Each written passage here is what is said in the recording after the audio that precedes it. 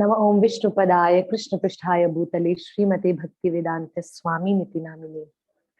नमस्ते सरस्वती देवे गौरवाणी प्रचारिणे निर्विशेष शून्यवादी पाश्चात्य देशतारिणे। जय श्री कृष्ण चैतन्य प्रभु नित्यानंद श्री अद्वैत गदाधर श्रीवास आदि गौर भक्त वृंद की जय। हरे कृष्णा कृष्णा कृष्णा हरे हरे, हरे राम राम राम हरे हरे। जय राधा माधवा कुंज बिहारी, जय राधा माधवा कुंज बिहारी। जय गोपी जन वल्लभा गिरिवर धारी, यशोदानंदन ब्रज जन रंजन, यशोदा नंदन ब्रज जन रंजन। यमुना तीरा वनचारी, यमुना तीरा वनचारी। जय राधा माधवा कुंज बिहारी, जय राधा माधवा कुंज बिहारी। जय श्री कृष्ण चैतन्य प्रभु नित्यानंदा, श्री अद्वैता गदाधरा श्रीवास आदि गौर भक्त वृंदा। हरे कृष्णा कृष्णा कृष्णा हरे हरे, हरे रामा राम राम हरे हरे। हरे कृष्णा कृष्णा कृष्णा हरे हरे, हरे रामा राम राम हरे हरे। जय राधा गोकुलानंद राधे। जय राधा बाके बिहारी, राधा बाके बिहारी राधे। राधे राधे राधे, जय जय राधे, जय जय राधे। राधे राधे जय जय राधे। निताई गौर हरि बोल, हरि बोल, हरि बोल। निताई गौर हरि बोल। जय जय गुरुदेव, गुरुदेव गुरुदेव, जय जय गुरुदेव। हरे कृष्णा कृष्ण कृष्णा हरे हरे, हरे राम राम राम हरे हरे। ओम नमो भगवते वासुदेवाय, ओम नमो भगवते वासुदेवाय, ओम नमो भगवते वासुदेवाय। ओम अज्ञानतिमिरान्धस्य ज्ञानाञ्जनशलाकया चक्षुरुन्मीलितं येन तस्मै श्रीगुरुवे नमः। श्रीचैतन्यमनोभीष्टं स्थापितं येन भूतले स्वयं रूपं कदामयं तदाति स्वपदान्तिकं।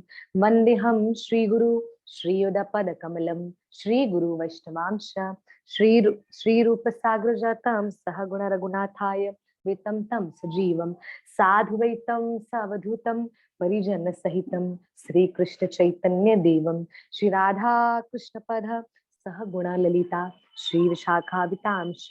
हे कृष्ण करुणा सिंधु दीनबंधु जगतपते गोपेश गोपिका कांत राधा कांत नमोस्तुते।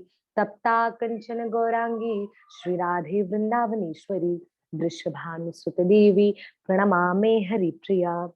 वाञ्छाकल्पतरुभ्यश्च कृपा सिन्धुभैव च पतितानां पावनेभ्यो श्री वैष्णवे भयो नमो नमः। जय श्री कृष्ण चैतन्य प्रभु नित्यानंद, श्री अद्वैत गदाधर श्रीवास आदि गौर भक्त वृंद की जय। हरे कृष्णा कृष्णा कृष्णा हरे हरे, हरे राम राम राम हरे हरे। हरे कृष्णा, जय श्री राधे, हरि बोल। श्री परम भक्त भक्तिमती मीराबाई के जीवन चरित्र में आप सभी वैष्णव भक्तों का हार्दिक स्वागत है। हरे कृष्ण हरि बोल। आज की जो कथा हम जो श्रवणम कर रहे हैं, वैसे हमने कहा था, वैसे कथा में ये बोला गया था कि श्रीमती राधा रानी के विषय में, उनकी महिमा के विषय में हम चर्चा करेंगे। पर राधा रानी के विषय में करने से पहले काफी भक्तों का एक अनुरोध था कि मीराबाई की जीवन की चर्चा कर ली जाए, क्योंकि राधा रानी का जो गुणगान है, राधा रानी की जो महिमा है, वो बहुत विस्तार है। मीराबाई के चरित्र चरित्र भी विस्तार है, और उसको हम थोड़ा संक्षेप में बताने का प्रयास करेंगे। मीराबाई परम भक्त है, परम वैष्णव है। मैं ये बात बोल के कथा को आगे प्रारंभ करूंगी। किसी ने पूछा कि मीराबाई कौन है, किसी ने पूछा कि मीराबाई कौन है, तो सब लोगों ने अपने अपने चित्त के अनुसार, अपने अपने मति के अनुसार उत्तर दिया। किसी ने कहा मीराबाई भक्त है, किसी ने कहा कि मीराबाई वैष्णव है, किसी ने कहा मीराबाई ठाकुर जी की प्रेमी है, किसी ने कहा मीराबाई ठाकुर जी की दीवानी है, किसी ने कहा ठाकुर जी के लिए गीत गाना, ठाकुर जी के लिए जीवन जीना, वही मीराबाई के लिए, मीराबाई का उद्देश्य था। तो सब लोगों ने अपने मत अनुसार, अपने मति अनुसार, अपने अनुसार सबने कहा कि मीराबाई ये है, मीराबाई वैसे, मीराबाई वो है, मीराबाई वो है। पर वास्तविक मीराबाई की पहचान जो है, जो भक्तमाल में आई है, भक्तमाल शास्त्र जो है, जिस भक्तमाल में अनंत कोटि वैष्णव भक्तों के विषय में लिखा हुआ है, तो उसी भक्तमाल शास्त्र में मीराबाई के विषय में बताया है कि मीराबाई कौन है। मीराबाई भक्त तो है, मीराबाई संत है, मीराबाई वैष्णव है, मीराबाई कृष्ण की दीवानी है, मीराबाई कृष्ण की प्रेमी है, मीराबाई कृष्ण की अर्धांगिनी के रूप में भी देखी गई है। मीराबाई वो तो है, पर भक्तमाल कहते हैं और वृंदावन के संत महापुरुष कहते हैं कि मीराबाई और कोई नहीं, मीराबाई साक्षात गिरधर की कृपा है, श्री कृष्ण की कृपा है। अगर किसी को देखना हो, देखो, हम लोग ठाकुर जी की वैसे तो ठाकुर जी के स्वरूप को हम देख सकते हैं। कृष्ण के हाथ में वंशी है, चरणों में पायल है, कमर पटका पहना हुआ है, ये रंग के वस्त्र पहने हुए हैं। ठाकुर जी के स्वरूप का जिस तरह दर्शन करते हैं, उसी तरह जो चाहते हैं कि मीराबाई की जो जो चाहते हैं कि कृष्ण की कृपा का दर्शन करना है। हम कृपा को देख नहीं सकते। कोई हवा को देख सकता है? नहीं, पर हवा चलती है। कोई हवा को देख नहीं सकता, हवा को छू नहीं सकता, हवा चलती रहती है। हम हवा को महसूस करते हैं। उसी प्रकार भक्त भी कृपा को महसूस करता है। भक्त भक्त भी कृपा का अनुभव करता है। पर यहाँ पे वृंदावन के संत महापुरुष कहते हैं, अनुभव तो ठीक है, आप कृपा को महसूस करिए, कोई बात नहीं, कृपा को आप फील कर सकते हैं कि हम पर कृपा है। अगर कोई भी कृष्ण की कृपा को शारीरिक रूप में देखना चाहता है, साक्षात स्वरूप में देखना चाहता है, तो वो मीराबाई को देख लो, क्योंकि मीराबाई और कोई नहीं, मीराबाई साक्षात श्री कृष्ण की कृपा स्वरूप है। तो आप कृपा करके नोट करिएगा, कृपा करके। मैं कि मीराबाई का जीवन चरित्र परम पवित्र है, परम आनंदमय है। इसलिए मैंने क्या बताया कि मीराबाई कौन है। मीराबाई श्री कृष्ण की कृपा स्वरूप है। किसी ने कृष्ण की कृपा को देखा नहीं है, कृष्ण की कृपा को महसूस किया है। हम ऐसे बोलते हैं ना, आज तो कृष्ण की कृपा हो गई। कैसे हो गई? आज ऐसा ऐसा हुआ तो हमको लगा कि ये कृष्ण की कृपा है। हम ऐसा बोलते होंगे। हाँ जी, हम ऐसा बोलते होंगे कि आज आपको पता है माता जी, आज हमारे साथ ऐसा हुआ, आज ऐसा ऐसा हुआ, तो हमको तो लगा, हमने तो ये महसूस किया और हमने तो ये मन में ठान लिया कि कृष्ण की कृपा है। हम ऐसे बोलते हैं कि मन में ठाना या महसूस किया। हाँ जी, या हमें फील हुआ। तो फील होना और साक्षात रूप में देखना, दोनों में अंतर है। आप कृष्ण की कृपा को महसूस भी कर सकते हो, और जो कोई कृष्ण की कृपा को स्वरूप दृष्टि से देखना चाहे, जो कृष्ण की कृपा को साक्षात विग्रह के रूप में देखना चाह रहे, तो मीराबाई को देख लीजिए। क्योंकि मीराबाई कौन है? और कोई नहीं, मीराबाई श्री गिरधर लाल परम पुरुषोत्तम श्री कृष्ण की कृपा स्वरूप है, कृपा स्वरूप है। आगे मीराबाई के जीवन चरित्र में बढ़ते हैं। इतना इतना जो मैंने किया, इतना जो मैंने कहा, मुझे लगता है ये भी एक बहुत बड़ी बात है कि जब मैंने ये बात भक्तमाल में पढ़ी और वृंदावन के संतों महापुरुषों के मुखारविंद से भी सुनी, तो आश्चर्यचकित हो गए कि इतनी सेवाई के बारे में करी हुई है संतों ने। कि मीराबाई कौन है? परम पुरुषोत्तम भगवान श्री प्यारे श्री लाडली लाल की कृपा मूर्ति है मीराबाई, कृपा स्वरूप है। आगे मीराबाई के विषय में हम चर्चा करेंगे। मीराबाई है कौन? पहले मीराबाई कौन थी? मीराबाई पहले, जब उनका जो पहले का जीवन के विषय में मैं आपको बता दूं, पहले तो हम ये जानेंगे कि मीराबाई कब आई थी। मीराबाई आई थी कलयुग में। मीराबाई का जन्म, मीराबाई का प्राकट्य इस कली काल में, इसी कलयुग में हुआ। इसी कलयुग में हुआ जिस कलयुग में हम और आप हैं। इसी कलयुग में मीराबाई का प्राकट्य हुआ। पर मीराबाई द्वापर युग से है। 4 युग है, सतयुग, त्रेता युग, द्वापर युग, कलयुग। तो मीराबाई तीसरे वाले युग से है जिसका नाम है द्वापर युग। तो उसी द्वापर युग में मीराबाई का क्या नाम है? मीराबाई का नाम है माधवी। मीराबाई का नाम है माधवी। अब एक समय की बात है, मीराबाई वृंदावन से थोड़ा दूर रहती है। वृंदावन से थोड़ा सा दूर रहती है। और मीराबाई जिस गांव में रहा करती थी वो बरसाना के करीब ही था। तो अगर सरलता से कोई देखा जाए तो शास्त्र में बताया गया है कि मीराबाई द्वापर युग में बरसाना की रहने वाली थी। मीराबाई बरसाना की जन्म ली हुई थी, जिनका नाम था माधवी। माधवी नाम था जिनका। तो माधवी इतनी सुंदर, इतनी सुंदर, इतनी सुंदर, बरसाना की रहने वाली। अब बरसाना में माधवी के लिए रिश्ता आया। किसका रिश्ता आया? वृंदावन के लड़के का। अब जिस वृंदावन के लड़के का रिश्ता आया वो लड़के का नाम है सुंदर गोप। लड़के का नाम है सुंदर गोप। माधवी के लिए रिश्ता आया। तो माधवी के माता पिता को वो रिश्ता बड़ा अच्छा लगा। देख रेख करी, सब कुछ किया कि हाँ सुंदर गोप अच्छा है, भला है, अच्छे परिवार से है, और रहने वाला कहाँ का? वृंदावन का रहने वाला, ब्रजमंडल का रहने वाला। तो उनके माता पिता ने माधवी का विवाह, माधवी की शादी सुंदर गोप नाम के लड़के से करवा दी, जो कि कहाँ रहने वाला है? वृंदावन का रहने वाला। अब जब माधवी की विदाई हो रही थी, तो विदाई होते हुए, माधवी की जब विदाई हो रही थी, विदा होकर बरसाना से वृंदावन जब जा रही थी माधवी, तो माधवी की जो माता है उन्होंने माधवी से कहा, माधवी सुन, मैं तुझे बता रही हूँ, तेरी शादी वृंदावन में हुई, अब तू वृंदावन की बहू है। अब तू वृंदावन की बहू हो गई। तेरा मायका बरसाना और तेरा ससुराल वृंदावन। तो तेरे ससुराल में तू जहाँ की बहू है वृंदावन की, वहां पे एक लड़का है, एक छोरा है, जिसका नाम है कन्हैया, जिसका नाम है कृष्णा। बहुत सुंदर है, बहुत सुंदर है। बड़ी बड़ी कजरारी आंखें हैं, सुंदर सी मुस्कान है, स्वरूप रंग सावरा है, और हाथ में वंशी लिए हुए सारा दिन गौओं के साथ यहाँ वहां डुलता रहता है। नाम है कन्हैया। कोई उसे कृष्णा भी बोलते हैं, कोई उसे गोपाल भी बोलते हैं, कोई उसे माधव भी बोलते हैं। हर कोई कोई ना कोई बोलता है। तो माधवी ने कहा फिर मैया क्या करूं? बोला उससे बचना, बोला उसकी नजर में मत आना। बोला अच्छा ठीक है, मैं उसकी नजर में, बोला नहीं उसकी नजर में मत आना। कुछ भी हो जाए, न तू कन्हैया देखना, न कन्हैया तुझे देखे, बस तू मेरी इतनी बात याद रखना। लेकिन नहीं, जब बेटी की विदाई होती है तो वैसे तो माँ माँ बेटी को बहुत शिक्षा देती है सारा जीवन। खाना बनाना सिखाना, ये सिखाना, वो सिखाना, नियम सिखाना, मर्यादा सिखाना, वो सब तो माँ सिखाती है। पर अंत में जाते टाइम, विदाई के जाते टाइम माँ कुछ बेटी को बोलती है। तो माँ कुछ बोलती है, अपने ससुराल वालों का ध्यान रखना, वहां पे प्रेम से रहना, मर्यादा से रहना, उनको अपना मानकर चलना। ऐसे से करके माँ अंत में भी बेटी को उपदेश करती है। पर माधवी की माँ ने, माधवी की मैया ने माधवी से कहा, मुझे जो तुझे सिखाना था मैंने सिखा दिया, पर मैं अंत में जाते जाते ये उपदेश तुझे देना चाहूंगी, ये तुझे बोलना चाहूंगी कि वृंदावन की तू बहू बन गई है, सुंदर गोप से तेरी शादी हो गई है, तेरा विवाह हो गया है, कन्हैया से बच जाना, न तू उसको देखना, न वो तुझे देखे।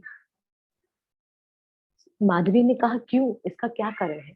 मैं तो कारण वारण नहीं पूछ, कारण नहीं पूछ, बस जितना बोलूं उतना करना। अब माँ की बात मानकर माधवी ने कहा ठीक है माँ, मैं कन्हैया को नहीं दी और ना कन्हैया मुझे देखे। ठीक है, मैं ये प्रयास करूंगी। पर सारा दिन तो मैं घर में नहीं रह सकती, मैं बाहर भी आना जाना करना पड़ेगा अपनी सासू माँ के साथ।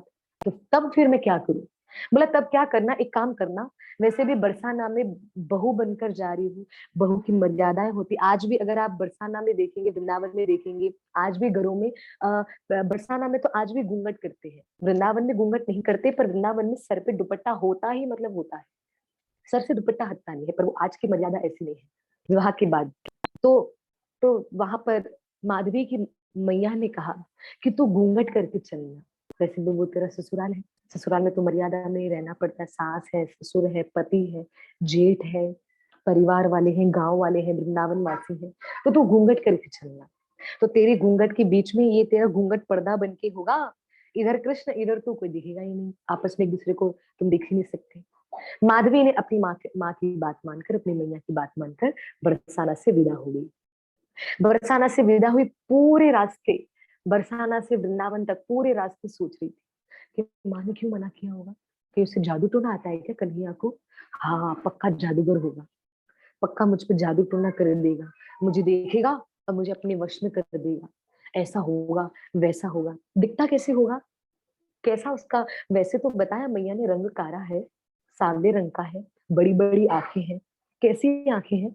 काजल लगाता है नहीं लगाता, ऐसे करके। अब माधवी के चिंतन में कृष्ण आ गए। माधवी के चिंतन में कौन आ गए? कृष्ण आ गए। पूरे रास्ते बरसाना से वृंदावन तक माधवी कृष्ण कृष्ण, कन्हैया कन्हैया, गोपाल गोपाल, उनके बारे में सोचने लगी। बरसाना आया, खूब बरसाना वासियों ने स्वागत किया, खूब स्वागत किया। अरे भाई क्षमा कीजिए, वृंदावन वासी ने खूब स्वागत किया, क्योंकि बरसाना से शादी होकर माधवी अपने पति सुंदर गोप के साथ, पूरे बारातियों के साथ, अब माधवी वृंदावन आ गई, क्योंकि वृंदावन की बहू बन गई माधवी। तो वृंदावन वासियों ने खूब माधवी का स्वागत किया, उनके ससुराल वालों ने, सभी लोगों। अब सासू माँ भी आरती उतार रही है माधवी की, और माधवी को कहती है, आओ तुम्हारा वृंदावन नगरी में स्वागत है। तो माधवी को वृंदावन नगरी बड़ी सुंदर लग रही थी। अब माधवी को सुंदर लग रही थी, अब माधवी ने घूंघट करा नहीं हुआ है, उसके चित्त से निकल गई ये बात कि मुझे घूंघट करना था, अब उसने किया नहीं। अब माधवी सभी लोगों से मिल रही है, मिलना जुलना, सबको प्रणाम करना, नई नवेली बहू है तो सबसे मिलना जुलना तो होगा, सबके पैर पड़ना, सब करना पड़ता है, बिल्कुल। अब यहाँ पर माधवी ने देखा कि सब लोग बड़े प्यारे हैं, सब बड़े सुंदर हैं, बहुत सबका भाव अच्छा है, स्वभाव अच्छा है। तो माधवी सबसे मिलजुल रही थी, उतने में माधवी के कान में आवाज आई, अरे कन्हैया, जल्दी जल्दी आओ, नई दुल्हन आई है। अब कन्हैया का नाम सुना, माधवी को अपनी माता की बात याद आ गई कि कन्हैया को देखना नहीं है, न वो तुझे देखे न तू उसको देखे। रीजन, कारण पता नहीं, कारण मत पूछ। उनकी माँ ने कहा था, माधवी की माँ ने। और झट से माधवी ने घूंघट कर लिया, और वहां पे कृष्ण आ गए, कन्हैया आ गए, और आकर माधवी की सासू माँ को कहने लगे, काकी नई नवेली दुल्हन आई है वृंदावन में, ब्रज की दुल्हन है, ब्रज की है, बहू है ब्रज की, वृंदावन की बहू है, मुझसे नहीं मिलाओगी? मैं तो वृंदावन के राजा का बेटा हूँ। वृंदावन के राजा कौन? नंद बाबा, नंद बाबा का बेटा हूँ, नंद बाबा का छोरा हूँ, मुझसे नहीं मिलाओगी अपनी बहू को? माधवी की सासू माँ ने भी कहा, नहीं तुझसे तो जरूर नहीं, बिल्कुल नहीं मिलाऊंगी, क्योंकि तुझसे मिला दिया तो तू कब इसको अपने काबू में कर देगा पता नहीं, तो यहाँ से जा। तो सुंदर गोप की माता मतलब माधवी की सासू माँ भी यही चाहती थी कि मेरी बहू कृष्ण को नहीं देखी, ना कृष्ण मेरी बहू को देखे। अब कृष्ण ने कहा, अरे मुझे भी तो मौका दो, मैं भी तो स्वागत करूं नई नवेली बहू का। तो माधवी की सासू माँ ने कहा कि अगर इसको आरती की थाली मैंने नहीं दी तो ये जाएगा नहीं, तो उसको दे देती हूँ, जल्दी ये जाए। तो माधवी की सासू माँ ने कन्हैया से कहा, ले जल्दी आरती कर, स्वागत कर, ये ज्यादा हदियां करनी है। अब यहाँ पे कन्हैया ने बोला, हाँ हाँ बस, अगर मुझे स्वागत करने का मौका दोगे तो मैं जल्दी जल्दी चला जाऊंगा। तो ठाकुर जी के हाथ में थाली, आरती की थाली, तो आरती की थाली देकर, आरती की थाली से हमारे छोटे से कन्हैया, इतनी नटखट प्यारे से लाला, छोटी सी लाला, माधवी की आरती उतार रहे, आरती उतार रहे हैं, आरती उतार रहे हैं माधवी की। कहा, भाभी, ओ भाभी, आपका चेहरा नहीं दिखाई दे रहा, जरा चेहरा थोड़ा तो दिखा दो। अब मुझे पता कैसे चले कि मेरे भाई मतलब सुंदर गोप की बहू, क्योंकि देखो वृंदावन वासी तो हर एक को भाई बोलते हैं, हर हर एक का आपस में संबंध है। तो ठाकुर जी कहने लगे, अरे आप अपना घूंघट तो दिखा दो जरा, मुझे भी तो पता चले कि मेरे भाई की पत्नी अच्छी आई है, पता चले आंखों से टेढ़ी मेढ़ी आ गई हो तो। अब ठाकुर जी यहाँ पे उपहास करने लगे। माधवी को क्रोध आया। माधवी ने कहा, ये मेरी मर्यादा नहीं कर रहा, इतना सा है, छोटा सा, इतना सा छोटा सा बालक है। क्योंकि माधवी को इतना तो पता चल रहा था सुनने में, बातों बातों में, कि हाँ छोटा सा है बालक, ज्यादा बड़ा नहीं है। माधवी ने कहा, बिल्कुल मर्यादा नहीं है इसको तो।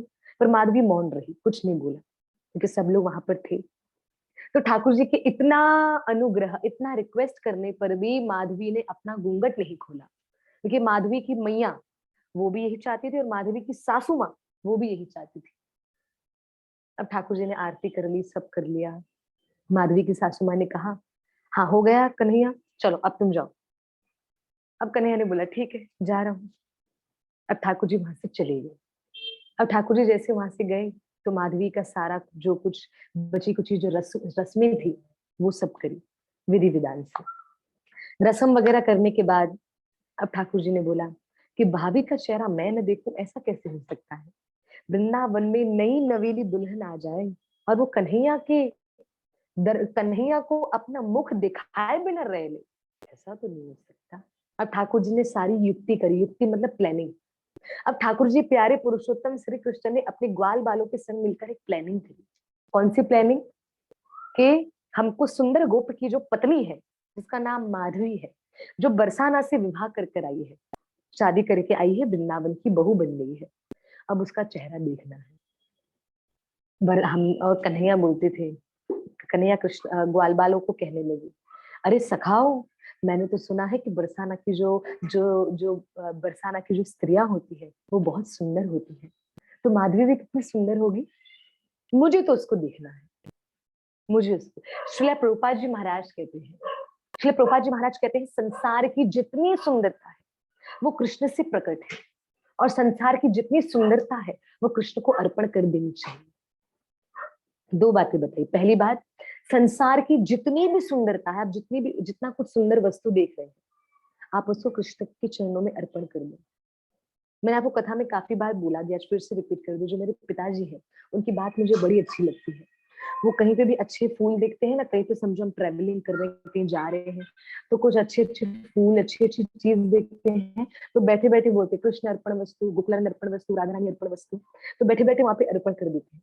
फिर मैं हमेशा मेरे पिताजी को पहले पूछा करती थी, आप ऐसा क्यों बोलते हो? तो वो ऐसे बोला करते थे कि श्रील प्रभुपाद कहते हैं कि संसार की जितनी भी सुंदर वस्तु है वो सब कृष्ण के चरणों में अर्पण कर देनी चाहिए, और संसार की जितनी सुंदरता है वो सब कृष्ण की है, वो सब कृष्ण से प्रकट है। तो ठाकुर जी बोलने लगे, कृष्ण कहने लगे कि मुझे अपना चेहरा नहीं दिखा रही, अब तो मुझे माधवी का चेहरा देखना ही है, अब मुझे माधवी का चेहरा देखना।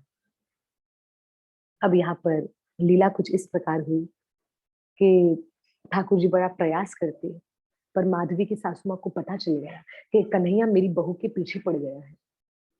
अब माधवी की सासू माँ ने माधवी से कहा, माधवी सुन, घर के बाहर के सारे काम मैं खुद ही कर लूंगी, तू घर के अंदर के काम करना, और घर से बाहर एक कदम भी मत रखना, एक कदम भी मत रखना। बोला क्यों? बोला बाहर डेरा चल रहा है, किसी ने डेरा जमाया हुआ है अपना। बोला कौन? बोला कन्हैया, सबके दिलों पर डाका डालने वाला, सबके दिलों पर कब्जा जमाने वाला, वो बाहर बैठा हुआ है, बाहर मत आना। और बोले खिड़की तो कभी खोलना मत। कौन सी खिड़की? जो माधवी के कमरे से दिखा करती थी, वो खिड़की को सासू माँ ने बंद कर दिया, ताला लगवा दिया। क्यों? क्योंकि वही खिड़की से माधवी देख सकती थी कि ठाकुर जी वहां से गौ चराने के लिए जाते थे, और शाम के टाइम औलाई दर्शन जब करते हैं, राधा लाल का जब आप औलाई, आप सुना होगा आपने, औलाई, औलाई मतलब ओलाई, ओलाई यशोदा मैया, जब ठाकुर जी जब हमेशा आते थे ना गौचारण करके, तो ठाकुर जी बोला करते थे दूर से, मैया बड़ी भूख लगी है, दूध लाओ, दूध लाओ। तो मैया बोलती थी, हाँ ओ लाई काना, लाई लाई, तो ओ लाई। तो राधा रमन लाल के आज भी ओलाई दर्शन होते हैं, आज भी। मतलब संध्या समय राधा रमन लाल को नया श्रृंगार पहनाया जाता है। नया श्रृंगार मतलब वस्त्र चेंज किए जाते हैं, श्रृंगार चेंज किया जाता है। और आज भी ये महिमा है कि राधा रमन लाल के चरण में मट्टी भी पाई जाती है। तो मतलब वास्तविक भाव क्या है कि आज भी राधा रमन लाल वृंदावन की कुंज गलियों में गौचारण सेवा करने जाते हैं। आज भी उनके चरणों से मट्टी निकाली जाती है, बिल्कुल मट्टी निकाली जाती है। जब उनके चरणों को धोते हैं तो देखते हैं कि माटी में जल में मट्टी है, जल में मट्टी। कभी कभी राधा रमन लाल के वस्त्रों में छोटे छोटे कंकर मिलते हैं, तो मतलब माटी में खेले होंगे जब गौचारण करने जाते। आज की भी महिमा मैं बताती हूँ, आज भी ऐसा होता है श्री वृंदावन धाम में। तो माधवी की सासू माँ ने कहा, माधवी ये वाले कमरे की खिड़की कभी तुम खोलना भी मत। क्यों मैया? क्योंकि यहाँ से कन्हैया गौचारण करने करने मंगला के समय जाता है, और संध्या के समय वो गौचारण करके आता है, तो वो आएगा जाएगा तो तुझे दिख जाएगा, खिड़की मत खोलना। और घर के बाहर के सारे काम मैं करूंगी, जैसे यमुना से पानी भरना, सब्जियों को लाना, आंगन का लेप करना, ये सब मैं करूंगी। तू सिर्फ घर के अंदर अंदर का काम करना, रसोई बनाना, घर के अंदर की साफ सफाई करना, वो सब तू करना। इतना ठाकुर जी का डर है, बताइए। अब यहाँ पर माधवी ने अपने सासू माँ की बात मानी। कुछ दिन बीत गए, ठाकुर जी का प्रयास विफल होता गया, सफल नहीं विफल। ठाकुर जी का प्रयास बन ही नहीं पा रहा, ठाकुर जी का प्रयास ही नहीं बन पा रहा। अभी क्या करें? ग्वाल बालों ने कहा, कन्हैया ये तो काफी दिन हो गए, बरसाने की आई हुई सुंदर परम सुंदर माधवी, जो हमारे ही भाई सुंदर गोप की पत्नी है, वो आपके दर्शन किए बिना रह गई, और आपने भी उनके चेहरे को नहीं देखा। ये तो बहुत दिन हो गए, अब क्या करें? ठाकुर जी ने बोला, कुछ ना कुछ लीला मुझे ही करनी पड़ेगी। तो ठाकुर जी ने क्या लीला? एक दिन, दिन बीता, समय बीता। मैंने कहा ना, माधवी की जो सासू माँ थी, वो बाहर के काम किया करती थी, यमुना से पानी वगैरह भरने का। तो एक दिन माधवी की सासू माँ पानी भरने गई, और पानी भरते हुए बाहर से वो हमेशा ताला लगा के जाती थी, हमेशा ताला लगा के जा। इतना डर, इतना खौफ था ठाकुर जी का। अब बाहर से माधवी को दरवाजे के अंदर बंद करके बाहर से कड़ी डाल के ताला मार के जाया करती थी यमुना किनारे पानी भरने के लिए। कौन? माधवी की सासू माँ, जिनको कृष्ण काकी काकी बोला करते थे। तो एक दिन ठाकुर जी ने देखा कि काकी यहाँ पे यमुना किनारे पानी भर रही है। तो ठाकुर जी ने बोला, ठीक है, अब माधवी को देखने का अच्छा मौका है। तो ठाकुर जी भागे भागे माधवी के पास पहुंचे, तो देखा तो वहां पे तो बाहर दरवाजे पे ताला है। दरवाजा खटखटाया, अंदर से आवाज आई, कौन? तो ठाकुर जी ने बोला, मैं कन्हैया। माधवी का मन घबराने लगा। माधवी ने बोला, कन्हैया यहाँ पर? और विकी मन में हमेशा मन में ये बात रहती थी कि क्यों मुझे मना किया जा रहा है, ऐसा है क्या कृष्ण में? मैं भी तो जानूं, मैं भी तो देखूं कि ऐसा है क्या कि जो मुझे बार बार मना करते हैं। मेरी मेरी मियाँ ने भी मना किया, मेरी सासू माँ ने भी मना किया, ऐसा है क्या? और मुझे घूंघट करके चलना पड़ता है, ऐसा है क्या उस कृष्ण में? मुझे देखना है। माधवी विचार करने लगी। अब ठाकुर जी बाहर, माधवी अंदर, फासला गैप सिर्फ एक दरवाजे की, जिसमें ताला लगा है। भाभी दरवाजा खोलो। मैं कन्हैया। बोला, तुम यहाँ क्यों आए हो? बोला, भाभी आपको जल्दी खबर देनी है, दरवाजा खोलो। बोला, मैं दरवाजा नहीं खोलूंगी। तो बोला, मैं दरवाजा नहीं खोलूंगी। बोला, क्यों? बोला, मेरी सासू माँ मुझे मना करके गई है, क्योंकि तुम हो ना, तुम बड़े चंचल हो, तुम बड़े चंचल हो, नटखट हो। पता नहीं तुम्हारे पास कौन सा ऐसा जादू है, जो मेरी बरसाना वाली मैया ने भी मना किया, और मेरी सासू माँ ने भी मुझे मना किया तुम्हें देखने से। कृष्ण ने कहा, मैं तो भोला बाला हूँ, मैं तो कछु जानू ना भाभी। मैं एक बार तो अपना मुखड़ा दिखाई लो, और निक्सो निक्सो मुखड़ा, थोड़ा सा चेहरा दिखा दो, मैं आपको देख लूं। अब यहाँ पे माधवी समझ गई कि मेरा चेहरा दिखने आया है। बोला, तुम मेरा चेहरा देखने आए हो, मुझे देखने आए हो? नहीं, मैं दरवाजा नहीं खोलूंगी। बोला, नहीं नहीं भाभी, आपका चेहरा तो मैं बाद में देखूंगा, पर मैं आपको कुछ बताने आया हूँ। बोला, क्या बताने आए हो? बोला, ये बताने आया हूँ कि जो आपकी सासू माँ है, जो यमुना किनारे जल भरने गई, यमुना की तेज लहर आई, तेज लहर में आपकी सासू माँ बह गई। अब माधवी का मन विचलित हो गया। अरे बाप रे, मेरी सासू माँ को तो तैरना भी नहीं आता, मुझे तो भी तैरना आता है, मेरे को मेरी सासू माँ को बचाना चाहिए। उसी समय माधवी ने बोला कि बाहर तो दरवाजे पे ताला है, अब मैं कैसे आऊं बाहर, मैं कैसे आ सकती हूँ? ठाकुर जी ने बोला कि ठीक है, दरवाजे को खोलने का काम मेरा है, आप बस आ जाओ। तो माधवी ने कहा, लगता है बड़ी चोरी वोरी करी है तुमने, जो दरवाजे को खोलने का भी काम तुम्हें आता है। बोला, हाँ हाँ, वो कुछ भी समझ लो, माखन चोर समझ लो, चित्त चोर समझ लो, हृदय चोरी समझ लो, जो समझना है समझो भाभी, पर आप जल्दी आओ। जल्दी नहीं आओगी बाहर तो आपके सासू माँ को कुछ ना कुछ हो जाएगा, क्योंकि यमुना जी उनको बहा कर लेकर गई। माधवी ने डर के मारे बोला जल्दी से दरवाजा खोल। ठाकुर जी ने अपने सखाओं के संग मिलकर ताले को तोड़ा। जैसे ताले को तोड़ा, लकड़ी खोली और माधवी बाहर आई, पर घूंघट में आई। ठाकुर जी ने बोला अरे बाप रे, घूंघट में आ गई। तो बोला कहाँ है सासू माँ, बताओ जल्दी। बोला हाँ हाँ, यमुना किनारे। तो ठाकुर जी ने मन में सोचा यमुना पे पहुंचने से पहले ही मैं माधवी का मुखारविंद देख लूंगा। भाभी, भाभी, अब मैंने सुना है कि जो बरसाना की जो लड़की वो बड़ी गोरी सी होती है, आप गोरी हो, आपका मुखारविंद दिखाओ मैं देखूं ये बात सत्य है कि नहीं है। अब यहाँ पे माधवी माधवी तो समझ जी ये सब क्यों बोल रहे हैं, ताकि ठाकुर जी को मेरा मुखड़ा देखना है। अब माधवी को यही चिंता है कि अरे बाप रे, मेरी सासू माँ को कुछ हो ना जाए। भागे भागे भागे भागे यमुना जी के किनारे पहुंचे और वहां पे क्या देखा कि माधवी की सासू माँ अपनी सखियों के संग, अपनी सहेलियों के संग इर्द गिर्द की चर्चा कर रही है। यहाँ ऐसा हुआ, वहां ऐसा हुआ, और आराम से बैठी हुई है पानी भरकर। माधवी भागे भागे आई और अपनी मैया को थोड़ा सा हल्का सा घूंघट ऊपर करके देखा। अब सासू माँ ने बोला तू क्यों बाहर आई, तुझे मना किया था बाहर तुझे नहीं आना है, और आई तो आई, संग में कन्हैया को लाई है। माधवी की सासू माँ ने कहा तूने इसको देखा तो नहीं। बोला नहीं। ठीक है। बोला इसने तुझे नहीं देखा। बोला नहीं। बोला ठीक है, फिर ठीक है, चल अभी जल्दी चल। माधवी की सासू माँ ने लेकर लेके जा रही है माधवी को। तो अब माधवी की सासू माँ भी है, माधवी भी और कन्हैया भी है। तो ठाकुर जी भी संग संग में रिटर्न चल रहे हैं।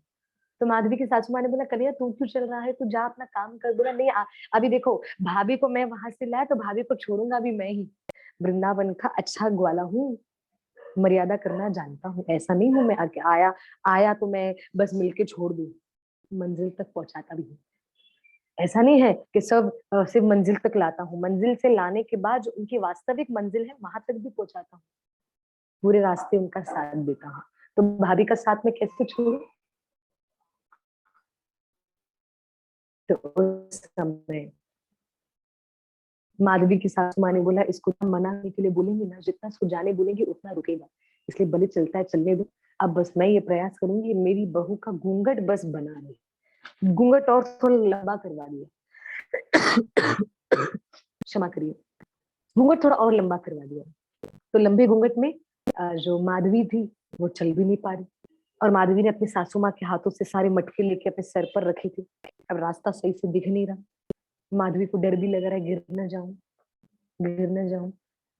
तो माधवी की सासू माँ ने कहा कि माधवी तुझे अभी मटके वटके उठाना है, सही से चलना है, सही से चलना है अभी तुझे। बोला हाँ ठीक है, पर मैया मैं चल नहीं पाऊंगी, गिर न जाऊं कहीं मटकों को लेकर, क्योंकि मुझे दिख नहीं रहा, घूंघट और लंबा हो गया है मेरा, आपने लंबा करवा दिया। तो ठाकुर जी ने बोला भाभी कोई बात नहीं, मैं आपको रास्ता बताते हुए चल रहा हूँ। अब ठाकुर जी रास्ता बता रहे हैं। आप विचार करिए कि ठाकुर जी के बताए हुए रास्ते पर जो चले वो तो मंजिल तक पहुंच ही जाए। तो ठाकुर जी बोल रहे भाभी सीधा सीधा चलना है। भाभी एक मिनट, भाभी एक क्षण रुको, कंकर आया है। कंकर को ठाकुर जी खुद अपने हाथों से हटा रहे हैं, अपने हाथों से, कभी अपनी पीताम्बरी से कंकर को हटा रहे और रास्ते को साफ कर रहे हैं। और ठाकुर जी के ग्वाल बाल भी रास्ते में झाड़ू लगा रहे हैं, मानो महारानी आ रही है। ठाकुर जी ऐसी लीला कर रहे हैं माधवी के संग, और ठाकुर जी छोटे से हैं, छोटे से ग्वाला है, छोटे से लाला है।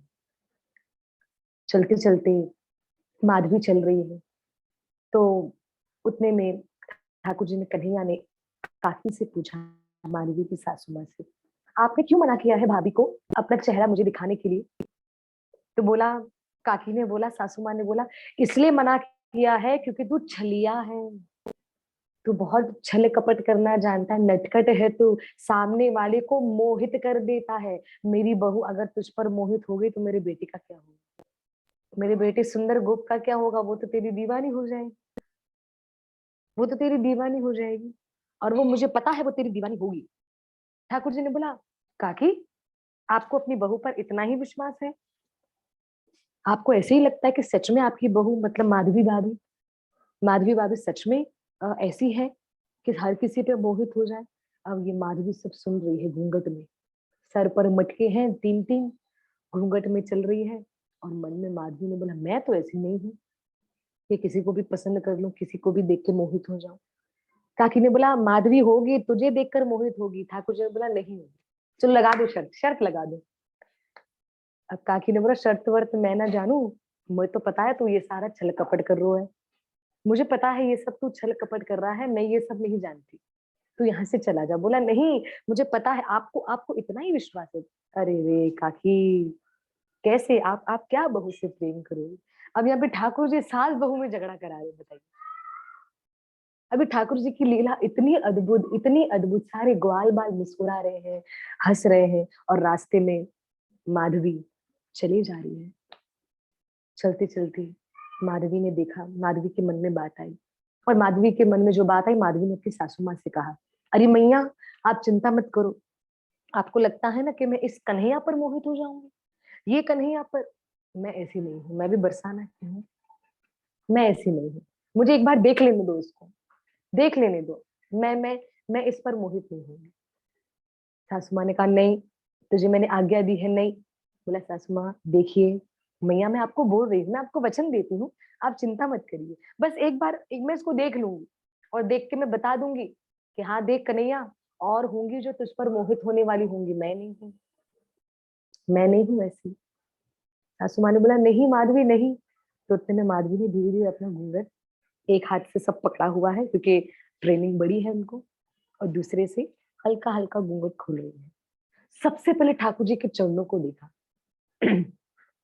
सबसे पहले चरणों को देखा, और जैसे चरणों को देखा, मन में आनंद का सागर उमड़ आया कि इतने सुंदर चरण, इतने छोटे से, इतने मोटे से छोटे से चरणों में नुपुर पहना हुआ है, काले रंग का धागा पहना हुआ है, नजर न लग जाए। इतने सुंदर चरण, इतने सुंदर, लाल लाल आलता महावर लगा हुआ है, कितने सुंदर चरण है। माधवी ने देखा, देखकर मनी मन सोचने लगी, जिसके चरण इतने सुंदर है, उसकी कमर कितनी सुंदर होगी, थोड़ा सा कमर देख लेती हूँ। सासू माँ ने बोला नहीं, बस अभी तूने चरण देख लिए ना, पैर देख लिए ना, बस मैं तुझे बोल रही हूँ, ऊपर नहीं जाना है ज्यादा। तो माधवी ने कहा बस हाँ मुझे अच्छे लगे चरण, पर मैं मोहित हुई नहीं हुई, मैया आप चिंता मत करिए। घूंघट से माधवी बातें कर रही है, मैया आप चिंता मत करिए, मैं मोहित नहीं होंगी, मैं दीवानी नहीं होंगी। अब ठाकुर जी के थोड़ा सा हल्का घूंघट और ऊपर किया, और ठाकुर जी के कमर को देखा, जिसपे कमर बंधनी बंधी हुई थी, काले रंग का धागा कमर में भी बंधा हुआ था, और और साइड से कमर पे हरे ठाकुर जी ने रस्सी से दो पोटलियां बांधी हुई थी, जिसमें एक में सिंगदाने थे, मूंगफली, और एक में चने थे, ठाकुर जी खाते थे गौचारण करने, और साइड में बिगुल भी लटकी हुई है, ठाकुर जी जब बिगुल बजाते हैं। राधा गोखलानंद को आपने देखा होगा, काफी बार गोखलानंद भी बिगुल लेते हैं, राधा रमन लाल भी बहुत बार बिगुल लेते हैं। बिगुल मतलब गौओं को बुलाने वाला एक चीज है, जो गौओं के सिंग से बनता है, गौ माता के सिंग से बनता है, जिसको जिसको बजाने से ध्वनि निकलती है, एक आवाज निकलती है। उसी आवाज को सुन के सारी गौएं, सारे ग्वाल बाल आ जाया करते थे कृष्ण के पास, तो उसको बोलते हैं बिगुल। तो कमर को देखकर माधवी और दीवानी हो गई, पर माधवी बोल नहीं रही, और माधवी को कहीं ना कहीं ये लग रहा है ना, ठीक है, मैं दीवानी थोड़ी ना होंगी, भले अच्छा लग रहा है, चरण भी अच्छे हैं, कमर भी अच्छी है, तो क्या हुआ, ये तो हम किसी स्त्री को भी देख के बोलते हैं कि आप कितनी सुंदर लग रही हो, तो उसमें क्या, उसमें थोड़ी ना मोहित हो जाते किसी पे, तो मैं तो मोहित नहीं होंगी। ऐसे करते करते माधवी ने सोचा, जिसकी कमर इतनी सुंदर है, उसका कंठ कितना सुंदर होगा। माधवी ने थोड़ा और घूंघट ऊपर किया, कंठ में देखा, कंठी में तुलसी माला पहनी हुई है, सुंदर आभूषण पहने हुए वृक्ष स्थल पर, सुंदर श्रृंगार किया हुआ है, और ठाकुर जी ने साइड से ऐसे पीताम्बरी बांधी हुई है, पूरी पीताम्बरी नहीं ली है, आधे में पीताम्बरी बांधी, ग्वाला है ना ग्वाला। ठाकुर जी माधवी ने कहा कितना सुंदर है ये, इसको तो वस्त्र पहनने का भी खूब खूब इसको है कि वस्त्र भी कैसे पहने जाते हैं, और कंठ भी कितना सुंदर है इसका, कितना सुंदर है, इसके होठ कैसे होंगे। बोल तो अच्छा रहा है, काफी समय से मैं सुन रही हूँ, होठों को देखती हूँ, आंखों को नहीं देखूंगी, आंखों को देखूंगी तो मोहित होंगी ना। मैया आप चिंता मत करिए, चिंता मत करिए।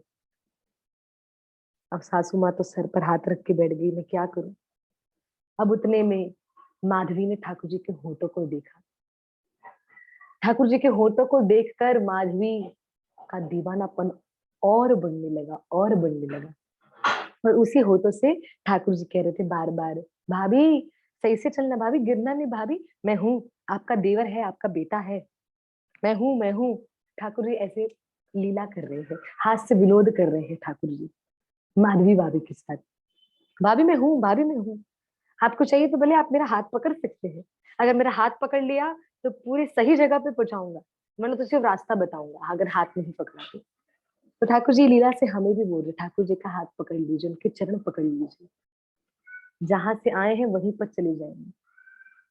अब यहाँ पे होठों को देखकर और दीवानापन बढ़ता गया। नासिका को देखा, ठाकुर जी की नासिका सुंदर अद्भुत नुकीली। और आपको बताऊं भागवतम में लिखा है ठाकुर जी नथ भी पहनते हैं। नथ मतलब ठाकुर जी ने कभी पूरी बड़ी नथ नहीं पहनी। ठाकुर जी हमेशा ठाकुर जी दो प्रकार की नथ पहना करते थे, जिसको हम छोटा सा बोले बिंदु। भागवतम में लिखा है ठाकुर जी बिंदु पहनते थे। बिंदु मतलब आप जैसे देख सकते हैं छोटा सा डॉट डायमंड वाला ऐसे। और उसमें लिखा हुआ है ठाकुर जी कौन कौन सा पहनते थे। ठाकुर जी दो प्रकार का पहनते थे। पहला स्वर्ण वाला, स्वर्ण मतलब गोल्ड का ठाकुर जी हमेशा पहना करते थे। और दूसरा ठाकुर जी पहना करते थे यमुना जी के काले रंग के पत्थर का। तो ठाकुर जी की नासिका पर काले रंग का बिंदु हुआ करता था हमेशा, मतलब डायमंड वो ठाकुर जी अपने नाक में पहना करते थे। ठाकुर जी को बहुत बहुत बहुत प्रिय है, बहुत प्रिय है। तो ठाकुर जी की नासिका को देखकर, ठाकुर जी के नाक को देखकर माधवी और दीवानी हो गई। माधवी ने कहा इतना सुंदर, इतना सुंदर, कोई बात नहीं, नेत्रों को देख लेती हूँ और देखकर मैं बता दूंगी, सासू माँ को बता दूंगी कि ठीक है मैंने नेत्रों को देखा, मुझे कुछ नहीं हुआ, मैं दीवानी भी नहीं हुई। ऐसे करके उसी समय माधवी ने अपना घूंघट पूरा उठा लिया और पूरा उठाकर ठाकुर जी के जब नेत्रों को देखा, झर करके करके एक एक मटका गिरता गया, तीनों मटके टूट गए। तीनों मटके टूटने के साथ ही जो माधवी की सासू माँ है उसने भी सर पर हाथ रख दिया, बोला अब तो मेरी बहू गई, अब तो मेरी बहू गई, उसको कोई वश में करने वाला नहीं है, क्योंकि अब वो कन्हैया के वश में हो गई। उस समय वो सर पर हाथ रख के चिंता करने लगी और माधवी ठाकुर जी को ही देखने लगी। ठाकुर जी को देखते देखते बहुत सुंदर भाव गा रही है। क्या गाती है? मेरे नैनों में बसो गोपाल। ठाकुर जी आप मेरी आंखों में बस जाओ, बार बार आपको नहीं देख पाऊंगी क्योंकि मैं मर्यादा में बंधी हुई हूँ। मन ही मन बातें कर रही है कन्हैया, मैं रोज रोज आपसे नहीं मिल पाऊंगी क्योंकि मेरे विवाह हो चुका है सुंदर गोप से, मैं बरसाना की बहू हूँ, मैं मर्यादा में हूँ, मैं मर्यादा में हूँ, तो मेरे नैनों में बस जाओ ना। बसो रे नैन में नंदलाल, मोहिनी मूरत सावरी सूरत। ठाकुर जी आपका जो रूप है ना वो मोहित कर देने वाला है, और जो आपकी सूरतिया है, जो जो आपका रंग है वो सावला है, और तिरछे नयन कटारी। ठाकुर जी आपके नयन भी ऐसे तिरछे हैं, सबको घायल कर देते, अपन अट्रैक्टिव है। कृष्ण का नाम ही है अट्रैक्शन, जो अपनी ओर आकर्षित करने वाला, वही कृष्ण। माधवी दीवानी हुई और दीवानी होकर ठाकुर जी को प्रणाम करने लगी, ठाकुर जी के चरणों में गिर गई। अब ठाकुर जी ने बोला और रोने लगी। ठाकुर जी ने बोला अब क्यों रो रहे हो आप? बोला अब इसलिए रो रही हूँ कि इस सुंदर स्वरूप को देखने में मैंने इतना समय कैसे लगा लिया। पर ठाकुर जी मुस्कुरा रहे थे। ठाकुर जी और माधवी का मन ही मन वो भाव जुड़ गया, मन ही मन भाव जुड़ गया। अब सारे नियम सब कुछ टूट गए, सब बंधन टूट गए। बस ठाकुर जी का विचार, अपने सब घर के कार्य करती माधवी, सब करती घर का कार्य, अपनी सब रिस्पॉन्सिबिलिटी भी निभाती, पर उसका मन, उसका चित्त, उसका हृदय ठाकुर जी पर समर्पित हो गया। बीता समय बीता, ठाकुर जी दीवानी होती गई, होती गई, होती गई, होती गई, जिसकी कोई सीमा नहीं। अब उसने कहा कि मैं तुझे के दर्शन करने में बहुत देर लगा दी, बहुत देर। तो उसी दिनों में इंद्रदेव ने भयंकर वर्षा करी, और ठाकुर जी ने उन्हीं दिनों में श्री गिरिराज जी महाराज को अपने उल्टे हाथ की कनिष्ठ उंगली पर धारण किया। बोलो श्री गिरिराज जी महाराज की जय हो। श्री गिरिराज जी महाराज को ठाकुर जी ने अपने कनिष्ठ उंगली पर धारण किया। धारण करते हुए विशाल पर्वत के नीचे सारा ब्रजमंडल आ गया, क्योंकि इंद्र ने मूसलाधार वर्षा की थी, जिसमें सारा ब्रज त्राहिमाम त्राहिमाम अपने बचाव के लिए कृष्ण के पास आए, और कृष्ण ने सभी लोगों को श्री गिरिराज जी की शरण में रखा है, और ठाकुर जी ने गिरिराज पर्वत उठाया। तो उसमें माधवी भी आई थी। तो माधवी ठाकुर जी का एकटक होकर दर्शन कर रही है कि कितने सुंदर है ठाकुर जी, कितने सुंदर है। ऐसे कहते कहते बस वो दिन माधवी का आखिरी दिन था। माधवी अब कृष्ण की हो चुकी है। माधवी ने कृष्ण को देखा, और कृष्ण को देखते हुए कहने लगी, आंखों से बातें करने लगी कि हे मेरे प्रभु, आपको पहचानने में, आपके दर्शन करने में मैंने बहुत समय लगा दिया, और मेरा दुर्भाग्य तो देखो, दुर्भाग्य तो देखो मेरा, कि मैंने आपको आपको ऐसे कहा, छलिया हो, नटखट हो, ये हो वो हो। क्षमा करिए मुझे क्षमा करिए कृष्ण, अगर आप पहले मिले होते तो मैं कभी विवाह नहीं करती। अब मेरे मन का भाव है कि पति रूप में आपको चाहूं, पति रूप में आपको पूजूं, आप मेरे पति बन जाइए कृपा करके। मुझे और कुछ नहीं चाहिए, मैं संसार के बंधनों में नहीं बंधना चाहती, मुझे आपका वर्ण करना है। वर्ण मतलब आप ही मेरे वर बनिए, कृपा करिए। ठाकुर जी ने आंखों ही आंखों में कहा, माधवी, ये इस जन्म में तो संभव नहीं है, क्योंकि आपका इस जन्म में विवाह हो चुका है। आप मर्यादा में आ गई हो, मर्यादा में आ गई हो। आपका मन, आपका हृदय मेरे प्रति समर्पित है, पर आपका शरीर अभी तक सुंदर गोप के प्रति समर्पित है। जो आपका शरीर मर्यादा को छोड़ नहीं पा रहा, अगर आप सब बंधनों को तोड़कर मेरे पास आओगे तो मैं आपको स्वीकार करूंगा। पर इस जन्म में आपने अपने मन के बंधनों को तोड़ा है, आपने अपने शरीर के बंधनों को अभी तक नहीं तोड़ा है। तो बोला, ठाकुर जी अब क्या करना पड़ेगा? तो ठाकुर जी ने वचन दिया उस समय, माधवी में वचन देता हूँ, आपका पुनः जन्म होगा। कब? आने वाले समय में, कली काल में, कलयुग में आप मेरी परम प्यारी परम प्यारी परम भक्ता बनकर आओगी, और आप वो बनकर आओगी जो खुद तो भजन करोगी, औरों को भजन करवाओगी, और आप मेरी कृपा मूर्ति बनकर आओगी। जो आपको देखे वो साक्षात ये देखे कि कृष्ण ऐसे कृपालु है, आप वो बनकर आओगी। माधवी, उस समय में आपको पत्नी के रूप में स्वीकार करूंगा, और संसार आपको कृष्ण की दीवानी, गिरधर लाल की दीवानी, गोविंद की दीवानी के नाम से जाना जाएगा। माधवी ने कहा, कभी? बोला, अगले जन्म में। तो माधवी ने कहा, मन ही मन ठाना कि अगर ये शरीर छूटेगा तो ही अगला जन्म होगा। उसी समय माधवी ने अपनी दिव्य शक्तियों से, क्योंकि माधवी भी, आप ही बताइए, जो कृष्ण के समय की हो तो वो कितनी परम पवित्र होगी। माधवी ने अपनी दिव्य शक्ति से उसी समय अपने शरीर को छोड़ दिया, अपने अपने अपने आप से, अपने खुद से प्राणांत कर लिया, प्राणांत कर लिया, छोड़ दिया उसने। और ठाकुर जी ने ये भी कहा था माधवी को, क्या कहा था? जब माधवी और सब गोवर्धन के अंदर नीचे शरण में बैठे हुए हैं, तो माधवी से कहा था कि आने वाले समय में संसार आपको गिरधर की दीवानी कहेगा, कृष्ण की दीवानी कहेगा। और गिरधर की दीवानी, कृष्ण की दीवानी जब संसार आपको कहेगा, पर संसार ताने उल्हाने बहुत मारेगा। आपने जिस ताने उल्हाने के कारण आपने मुझे अपना चेहरा दिखाने में समय लगाया, आने वाले समय में आपके ऊपर किसी ताने उल्हाने, किसी बात का कोई असर नहीं पड़ेगा, ये मैं आपको वचन दे रहा हूँ। आने वाले समय में कलयुग में आपका जन्म होने वाला है, और आप मेरी हो, मैं आपका हूँ, और खुद तो भजन करोगी, औरों के जीवन में भक्ति की पराकाष्ठा क्या होती है वो आप निर्माण करोगी। तो उस समय माधवी ने सोचा कि मुझे अब अपने शरीर को छोड़ना है, क्योंकि अगर ये शरीर छूटा तो ही मेरा दूसरा जन्म होगा, और दूसरा जन्म होगा तो मेरे गिरधर लाल मुझे मिल जाएंगे। तो माधवी ने अपने दिव्य दिव्य दिव्य शक्तियों से अपना शरीर छोड़ दिया। जैसे छोड़ा, ठाकुर जी को देखते देखते अपने प्राण को अंत कर दिया, अपने प्राणों को छोड़ दिया। दिन बीता, समय बीता, युग समाप्त हुआ, द्वापर युग, चौथा युग आया है, यही युग जिसका नाम है कलयुग। इसी कलयुग में परम सुंदर, परम वैष्णव, परम भक्ता माधवी अब जन्म लेकर आ रही है। कहाँ पर जन्म लेकर आ रही हैं? राजस्थान में। श्री सुंदर स्थान है राजस्थान में, मेड़ता गांव। गांव का नाम है मेड़ता।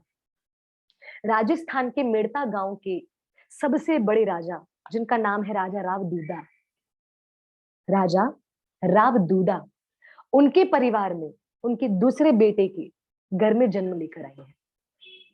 फिर से रिपीट कर दो। कलयुग के राजस्थान शहर में गांव का नाम है मेड़ता गांव। गांव का नाम है मेड़ता गांव।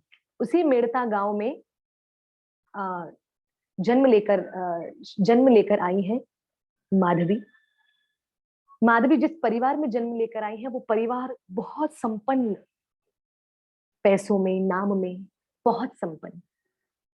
और जब माधवी का जन्म हुआ उस परिवार में, जो उस परिवार के बड़े हैं उनका नाम है राजा राव दूदा। खबर पड़ी कि राव दूदा की जो बहू है वो गर्भवती है, तो राव दूदा अपनी बहू को नित्य नियम से, बहुत सुंदर भाव से श्रीमद् भागवतम का अध्ययन करवाते थे और नित्य नियम से संतों की सेवा करवाते थे। क्योंकि जो राव दूदा थे ना, राव दूदा कौन है? कहीं कहीं पर शास्त्रों में बताया गया है कि राव दूदा श्री देवर्षि नारद के अवतार भी बताए हैं। कहीं कहीं कंफर्मेशन में नहीं बता सकती, क्योंकि मैंने भी किसी के मुखारविंद से सुना है, कहीं पर पढ़ा नहीं है। पढ़ा होता तो मैं बता देती, इस शास्त्र में लिखा है। पर राव दूदा जो माधवी के दादा, जो राजस्थान मेड़ता गांव के बड़े राजा हैं, उनको खबर पड़ी कि मेरी बहू गर्भवती है, संतान होने वाली है, बधाई हो बधाई हो। 9 के 9 महीने अपनी बहू को राव दूदा स्वयं स्वयं खुद बैठकर अपनी बहू को श्रीमद् भागवतम का श्रवणम कराते। मैं तो बोलती हूँ धन्य है वो परिवार जिनको खबर पड़े कि हमारे परिवार में कोई गर्भवती है और उसको ठाकुर जी का भजन करवा रही है। धन्य है, धन्य है, धन्य है। अब यहाँ पर राजा राव दूदा भागवतम सुना रहे हैं और नित्य प्रतिदिन संतों को बुलाते अपने राज्य में और बुलाकर बोलते बैठो, और अपनी बहू से सेवा करवाते। दास दासियां बना देती और उनको परोसवाते अपनी बहू के हाथ। और सारे संतों को बोलते मेरी बहू पर आशीर्वाद करो, मेरी बहू पर आशीर्वाद करो, बहुत आशीर्वाद करो। और नित्य प्रतिदिन श्रीनाथ जी, राव दूदा के पास एक विग्रह थी, विग्रह का नाम है श्रीनाथ जी, और वही विग्रह राव दूदा जी को श्री ब्रह्मा जी ने आकर दी थी। अगर आप आज भी राजस्थान के मेड़ता गांव में जाएं तो वो विग्रह के आपके दर्शन हो जाएंगे। जो विग्रह को जिस श्रीनाथ जी के विग्रह को ब्रह्मा जी ने राव दूदा जी को आकर दिया था। क्योंकि राव दूदा, आप समझिए ना कि राव दूदा का तपस्या कितनी स्ट्रांग हुई, कितनी स्ट्रांग। और वो संत प्रेमी थे, बहुत संत प्रेमी थे, बहुत संतों से स्नेह और प्रेम किया करते थे। अब यहाँ पर श्री राव दूदा अपनी बहू को सब जगह से आशीर्वाद दिलवाती और संतों की बहुत सेवा करवाती, वैष्णवों की बहुत सेवा करवाती। दिन बीता, समय बीता, 9वां महीना आया। 9वें महीने के बाद खबर पड़ी है कि राव दूदा के घर पे छोटी सी परम सुंदरी प्यारी लाली ने जन्म लिया है। राव दूदा प्रसन्न हो गए, बधाई हो बधाई हो, प्यारी लाली का, मेरे श्रीनाथ जी की कृपा का जन्म होगा। राव दूदा जी के मुखारविंद से शब्द पहले यही निकला कि मेरे श्रीनाथ की कृपा का जन्म हुआ है। नाम क्या रखेंगे? उसी समय राव दूदा जी ने कहा कि श्रीनाथ जी की कृपा का नाम, क्योंकि दोपहर के समय, और मैं आपको बता दूं जिस दिन जन्म हुआ श्रीनाथ जी की कृपा का, वो दिन था शरद पूर्णिमा। वो दिन था शरद पूर्णिमा। शरद पूर्णिमा के दोपहर के समय, मध्याह्न जिसको बोलते हैं, शरद पूर्णिमा के दोपहर के समय सूर्यदेव मस्तक पर हैं, चमक रहे हैं, तेज सूर्यदेव दर्शन दे रहे हैं। उसी बीच में राव दूदा के घर में किलकारी गूंजने लगी, बधाई हो, मेरे श्रीनाथ की कृपा का जन्म हुआ, मेरे श्रीनाथ की कृपा का जन्म हुआ। महाराज नाम क्या रखेंगे? नाम सूर्य के समान ये चमक रही है तो इसका नाम होगा मिहिरा। मीरा नहीं, मिहिरा। रिपीट कर दूं, मिहिरा मतलब MIHIRA, मिहिरा। तो मीराबाई का नाम पहले आया मिहिरा, तो बोला इसका नाम होगा मिहिरा। अच्छा, आप बोलेंगे मिहिरा का अर्थ क्या होता है? मिहिरा का अर्थ होता है सूर्य के समान तेजस्वी, क्योंकि सूर्य का दूसरा नाम है मिहिर। सूर्य देव का दूसरा नाम है मिहिर। तो सूर्य देव के सम्मान, वो जो श्रीनाथ की कृपा है वो चमक रही है, मुस्कुरा रही है। राव दूदा ने कहा मेरे घर पे श्रीनाथ की कृपा का प्राकट्य हुआ, नाम होगा मिहिरा। मिहिरा, तो वो नाम एक्चुअल में है मिहिरा, तो बोलते बोलते बोलते बोलते नाम आ गया मीरा। अगर आप एक्चुअल में मेड़ता गांव में जब आप जाएंगे मीराबाई के प्राकट्य स्थल में, तो वहां पे कोई मीरा नहीं बोलेगा, वहां पे सब लोग बोलेंगे मिहिरा, मिहिराबाई, क्योंकि एक्चुअल में नाम मिहिरा है, क्योंकि सूर्य के समान तेजस्वी, उसको बोलते हैं मिहिरा, उसको बोलते हैं मिहिरा। तो जब जन्म हुआ, चारों ओर नगाड़े बजने लगे। राव दूदा जी मिहिरा को गोद में लेकर पूरे मेड़ता गांव का भ्रमण करने लगे। एक हाथ में मिहिरा है और एक हाथ में श्रीनाथ जी है। आप बताइए, भक्त और भगवान का मिलन, इससे बड़ी कृपा और क्या हो सकती है? राव दूदा जी के जर जर करके आंसू बह रहे हैं। श्रीनाथ, आपने इतनी कृपा कर ली, इतनी कृपा कर ली। इतना सुंदर वातावरण हो गया, सब लोग जय जयकार करने लगी, मीराबाई की जय, मीराबाई की जय। भाई मतलब सम्मान, भाई पीछे लगाते हैं उसको एक सम्मान दृष्टि से। जैसे हम किसी को बोलते हैं, मुझे काफी लोग बोलते हैं हरिप्रिया माता जी, तो क्यों? क्योंकि सम्मान देते हैं। माता जी एक सम्मान है, प्रभु जी एक सम्मान है। तो मीरा भाई, मिहिरा भाई की जय, मिहिरा भाई की जय, मिहिरा, अनंत कोटि बाई के जय जयकार होने लगी। आप सभी भी प्रेम से जय बोली, श्री भक्तिमती मीराबाई की जय हो। अद्भुत वातावरण हो गया, पूरे मेड़ता नगर को सजा दिया गया फूलों से, क्योंकि भक्त का आगमन हुआ है। वैष्णव आए, भक्त आए और रूखा सूखा रहे, तो ये ठाकुर जी बोलते हैं ये मुझे नहीं पसंद।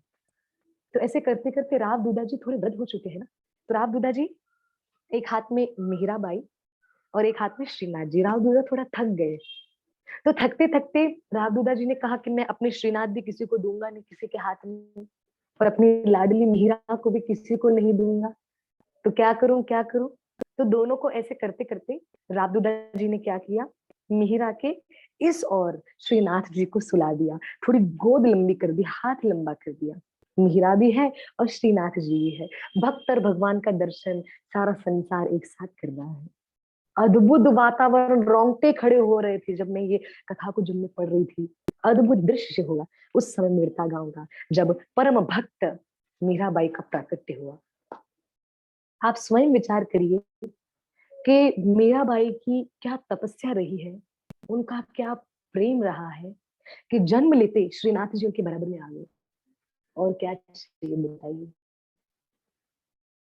और क्या चाहिए? जन्म लेकर श्रीनाथ जी ने निश्चय कर लिया मीरा के बराबर में ही रहूंगा। मीरा के साथ पूरे मेड़ता नगरी को दर्शन दे रहे हैं श्रीनाथ जी और मुस्कुरा रहे हैं।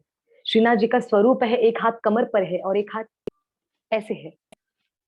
पहली बार सारे मेड़ता नगरी वासियों ने देखा कि जब श्रीनाथ जी मीराबाई के बराबर में सोए, तो मीराबाई लाली है, छोटी है, छोटी सी बालिका है, कन्या है, जिसका अभी अभी जन्म हुआ है। तो जो कोनी थी श्रीनाथ जी की, वो मीराबाई को चुभने लगी, कथा में आया है। तो जैसे चुभ रही थी, तो मीराबाई रो रही थी, मानो ठाकुर जी को बोल रही हूँ, ठाकुर जी मुझे भी तो जगह दे दो। उस समय राम दूधा जी ने देखा कि श्रीनाथ जी ने मीराबाई का रोना देखकर, मीराबाई की करुण पुकार, रोना, रोने को सुनकर ठाकुर जी ने अपने हाथ को कमर से नीचे कर दिया, मतलब अपने जो कोनी निकली हुई थी वो उस हाथ को सीधा कर दिया ताकि मीराबाई को कष्ट न हो। तो पूरे संसार में श्रीनाथ जी की ऐसे हाथ है और ऐसे है, पर आप नेड़ता गांव में देखेंगे आज भी श्रीनाथ जी ऐसे तो है, पर एक हाथ से ऐसे है, मानो आज भी मीरा के लिए ऐसे ही खड़े हैं। मेरे प्यारे प्रभु श्रीनाथ जी, मुझे श्रीनाथ जी बहुत पसंद है, मुझे बहुत प्रेम है श्रीनाथ जी से। मैं उनका नित्य प्रतिदिन गोवर्धन में आज भी श्रीनाथ आज भी श्रीनाथ जी हैं गोवर्धन, इस बार मैं जब वृंदावन गई तो किसी कारणवश मेरा श्रीनाथ जी का दर्शन नहीं हो पाया, पर मेरी बड़ी इच्छा थी श्रीनाथ जी का दर्शन हो जाए। और लीला तो ऐसी हुई कि जब मैं गोवर्धन में श्रीनाथ जी का दर्शन नहीं कर पाई, तो जब मैं वापस लौटकर यहाँ पर आई, तो किसी माता जी ने मुझे फोन किया, बोला हरिप्रिया माता जी मुझे पेंट के लिए आपके घर में, क्योंकि आप भक्तों को काफी पता होगा कि हमारे घर पे हम ठाकुरों को पेंटिंग भी करते हैं। तो किसी ने फोन किया, बोला माता जी हमें पेंटिंग करवानी है। मैंने बोला हाँ भेज दीजिए। मुझे लगा कि कोई राधा कृष्ण होगा, कोई होंगे ठाकुर, और साक्षात श्रीनाथ जी सुंदर, एकदम सुंदर सा स्वरूप है, हुष्ट पुष्ट श्रीनाथ जी और काले रंग की श्री, अद्भुत आनंद आ गया। मैंने कहा कौन कहता है भगवान किसी के भाव को अधूरा छोड़ते हैं। गोवर्धन में दर्शन नहीं कराया, जिस दिन मैं ट्रेन से उतरी हूँ उसी दिन दोपहर को वो माता जी आ गई देने। माता जी प्लीज कलर करके दे दीजिएगा। और वो श्रीनाथ जी काफी दिनों तक फिर हमारे घर पे विराजमान थी, काफी दिनों तक। अद्भुत आनंद आ गया। देखो ये ठाकुर जी भाव पूरा करते हैं। मैंने जब श्रीनाथ जी को देखा तो देखने के बाद मुझे वो गोवर्धन वाले श्रीनाथ जी याद आ गए। मैंने कहा प्रभु आप कितने कृपालु हो।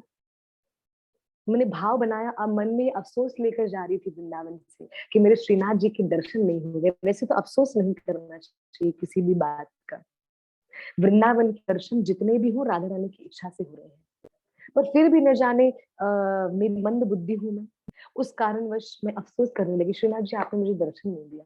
अब श्रीनाथ जी स्वयं घर पे चल के आ गए, और मैं क्या बताऊं, बोली स्वयं, और आए भी पहले मेरे हाथ में। पहले मेरे हाथ में माता जी ने बोला माता जी देखिए मैं न्यू वाली डीपी लाई हूँ, न्यू है एकदम श्रीनाथ जी, अब आप इनका सुंदर सा श्रृंगार करके दीजिए प्लीज। जब मैंने देखा तो देखकर अद्भुत आनंद आया। तो उनके कुछ फीचर्स वगैरह कुछ सब नेत्र वगैरह थे, पर पेंटिंग नहीं करी हुई थी।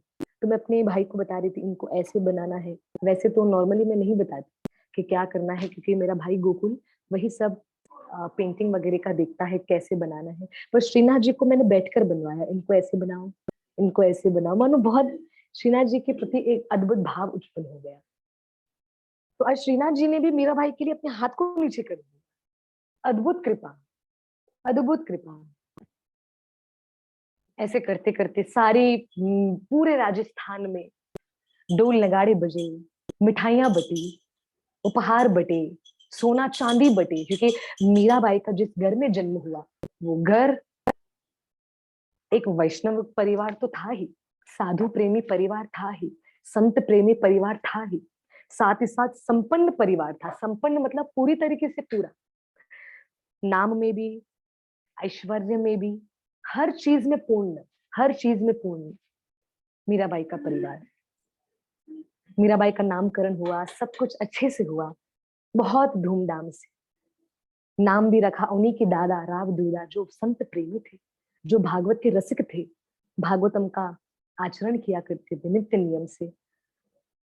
और जब मीराबाई का जन्म भी हुआ तो मीराबाई अभी बस थोड़ी देर हुई है, भागवतम लेकर आए और लेकर आके मीराबाई के सामने पढ़ रहे हैं, और मीराबाई भी खिलखिलाकर हंस रही है, खिलखिलाकर आवाजें निकाल रही है, मानो वो समझ रही है।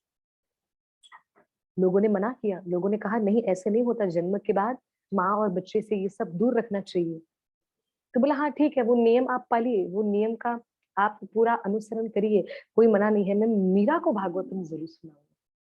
तो मीरा के सामने बैठ के भागवतम सुनाने लगी। कोई भी संत आता, मीराबाई, राव दूदा जो बड़े राजा हैं, मीराबाई को गोद में लेकर संत को कहते इनको आशीर्वाद दीजिए, इनको आशीर्वाद दीजिए। अच्छा कैसा आशीर्वाद?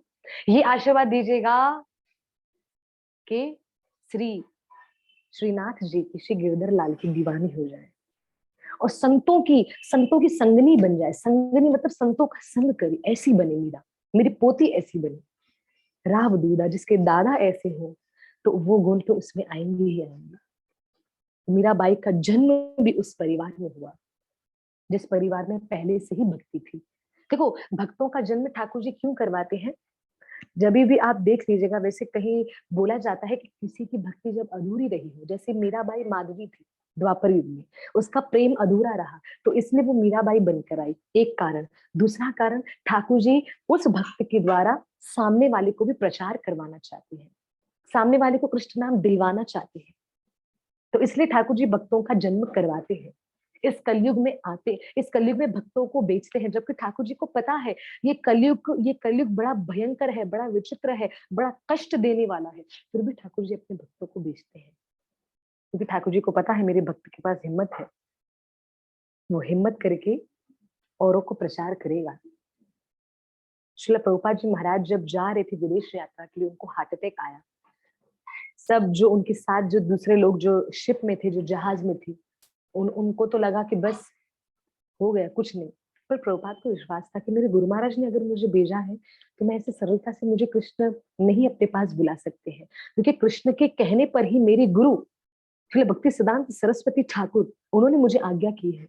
तो कृष्ण के कहने पर उन्होंने मुझे आज्ञा की है, तो मेरा शरीर कैसे छूट सकता है? उनको विश्वास था। और देखो श्री प्रभुपाद जी ने पाश्चात्य देश जाकर, विदेशों में जाकर खूब प्रचार किया, खूब प्रचार किया। अब यहाँ पर श्री मीराबाई, मीराबाई के बारे में थोड़ा सा जान लेते हैं जल्दी से। मीराबाई का पहले का नाम था माधवी, उनके पहले पति का नाम था सुंदर गोप। मीराबाई बरसाना की रहने वाली थी माधवी। जन्म जब दूसरा हुआ कलयुग में, तो मीराबाई के दादाजी का नाम है राव दूदा। मीराबाई की माता जी का नाम है वीर कुमारी। अगर जो नोट कर रहे हैं वो कर सकते हैं। मीराबाई की माता जी का नाम है वीर कुमारी। मीराबाई के पिताजी का नाम है राजा रतन सिंह, राजा रतन सिंह राठौड़। रिपीट कर दूं, राजा रतन सिंह राठौड़ मीराबाई के पिताजी का नाम है। मीराबाई की माता जी का नाम है वीर कुमारी। मीराबाई की बचपन से जब मीराबाई ने होश संभाला तो उनके पास एक दासी हुआ करती थी। उस दासी का नाम था ललिता। मीराबाई की दासी का नाम था ललिता, जो मीराबाई का अपने बहन के समान मीराबाई को प्रेम किया करती थी। तो मीराबाई की दासी का नाम है ललिता। इसका भी बड़ा रोल है, दासी का भी बड़ा रोल है इस कथा में। हाँ जी। मीराबाई के दादा का नाम राव दूदा, मैंने बता दिया। मीराबाई के भाई भी थे, मीराबाई के भाई भी थे जो मीराबाई से बड़े थे, जिनका नाम है जयमल। मीराबाई के बड़े भाई का नाम है जो मीराबाई से बड़े थे, जिसका नाम है जयमल। मीराबाई के ये मीराबाई के मायके की ओर से मैंने आपको थोड़ा सा इंफॉर्मेशन दिया। जहाँ पे जन्म हुआ उस जगह का नाम था राजस्थान, मेड़ता गांव। मेड़ता गांव में जन्म हुआ मीराबाई का। मैया का नाम है वीर कुमारी, पिता का नाम है रतन सिंह राठौड़, बड़े भाई का नाम है जयमल, दासी का नाम है ललिता, दादा का नाम है रावदूदा। परम परम परम संपन्न परिवार में मीराबाई का जन्म हुआ। और मीराबाई का एक्चुअल का नाम है मिहिरा, मतलब सूर्य की किरण, सूर्य के समान तेजस्वी, सूर्य के समान तेजस्वी मिहिरा। बोलते बोलते मीरा हो गए। और बाई क्यों लगाते हैं? भाई अर्थात राजस्थानी लोगों में एक सम्मान दिया जाता है, बाई बोलकर उनको बड़ा बताया जाता है, तो इसलिए भाई बोला जाता है मीराबाई को। आगे मीराबाई जब बड़ी होती गई, अब नित्य प्रतिदिन तो भागवतम सुनती थी, नित्य प्रतिदिन तो संतों का आशीर्वाद पाती थी। तो आप मुझे बताइए कि कैसे कैसे कैसे मीराबाई का जीवन इतना आनंदमय नहीं हो सकता, क्योंकि इतने संतों का आशीर्वाद ले रही है मीराबाई। अब यहाँ पर दिन बीता, समय बीता, मीराबाई थोड़ा थोड़ा बड़ी होने लगी। एक दिन मीराबाई घुटवन बल चल रही है, तो मीराबाई का अन्नप्राशन उत्सव कराया गया। अन्नप्राशन उत्सव, अन्नप्राशन उत्सव कराया। इसमें ये देखा जाता है कि अन्नप्राशन उत्सव में बच्चे को पहली बार अन्न खिलाया जाता है, और साथ ही साथ बच्चे के सामने कुछ चीजें रखी जाती है, देखा जाता है बच्चा किस चीज को चुन रहा है। तो मीराबाई का अन्नप्राशन उत्सव कराया। मीराबाई छोटी थी, घुटवन बल चलती थी, पापा भैया ठाकुर मीराबाई चला करती थी, छोटी सी मीराबाई। अब मीराबाई घुटवन बल चल रही है, चलते चलते मीराबाई के सामने चीजें रखी कि कौन कौन सी चीजों को वो छुएगी। तो मीराबाई के सामने सारे हीरे मोती श्रृंगार रखा, ये सोच करके श्रृंगार में आगे बढ़ेगी। दूसरी ओर मीराबाई के सामने तलवार वगैरह रखी है, मतलब आगे चल के पुरुषों के सम्मान ही अपने राजमहल को संभालेगी, युद्ध वगैरह करेगी, ऐसा सब ऐसा माना गया। क्योंकि राव दूधा जी ये नियमों में नहीं मानते थे, जबकि मीराबाई का ससुराल बहुत बोलता था। मीराबाई के ससुराल वाले की ये थिंकिंग थी, ससुराल वालों की, कि नहीं स्त्रियां युद्ध में नहीं जाए, पर राव दूधा जी ऐसा नहीं मानते थे। वो बोलते थे युद्ध में जाए तो क्या हो गया। मीराबाई क्षत्रिय कुल से भी थी, उनका कुल ऐसा था जहाँ पे युद्ध वगैरह किया जाता था। तीसरी ओर मीराबाई के सामने बहुत सारा संसार की चीजें रखी, मतलब ये करेगी या वो करेगी या वैसे करेगी, पर मीराबाई ने किसी को नहीं चुना। मीराबाई के सामने जो रखा हुआ था, घुटमन बल चलते चलते मीराबाई उस ओर से इस ओर आ गई। इस ओर कहा, मैं आपको बता दूं। इस ओर जब मीराबाई आई तो उन सभी उस स्थान पे सारे मेड़ता नगरी के लोग आए हुए थे। तो उसमें से एक संत भी, मेड़ता नगरी के एक संत भी आए हुए थे। वो संत के पास मीराबाई उनके चरणों को जाकर पकड़ लिया, और जैसे चरणों को पकड़ा तो संत का ध्यान नहीं था। तो संत के हाथ में मंजीरा था, तो संत के हाथ में संत का ध्यान नहीं था। तो जैसे मीराबाई, छोटी सी मीराबाई ने जैसे संत के चरणों को छुआ, संत डर गए, वो वैष्णव डर गए। और जैसे संत डरे तो उनके हाथ से मंजीरा गिरा, और जैसे वो बजाने का होता है, वो जैसे गिरा, और गिरते ही मीराबाई के एक और आ गया। तो मीराबाई ने पहले संत के चरण पकड़े, दूसरा उसी समय हाथ में बजाने वाला मंजीरा ले लिया। एक होता है करताल, और एक होता है दूसरा जो ऐसे करके हम बजाते हैं, वो मीराबाई ने दूसरा हाथ रख दिया। तो राव दूल्हा समझ गए कि मेरी पोती परम भक्ता आगे चल के बनेगी, संतों की सेवा करने वाली बनेगी, और ठाकुर का भजन करने वाली बनेगी। तो आप देख रहे हैं ठाकुर जी की प्लानिंग कैसी थी। वो चीजों के पास न जाकर रास्ता मोड़कर संत के चरणों को पकड़ लिया, और जैसे पकड़ा संत डर गए, हाथ से छूट गया, और मीराबाई ने संत के चरणों के बाद से उस मंजीरे को हाथ लगा दिया। अब ऐसे लगा है तो सब लोग डरने लगे। अरे भाई, राजा की बेटी, राव दूधा की पोती, ये सब क्या भजन कीर्तन करने वाली बनेगी? ऐसी बनेगी संतों के साथ घूमने वाली? राव दूधा ने बोला जो होगा देखा जाएगा, आगे का आगे सोचेंगे, अभी कोई नहीं।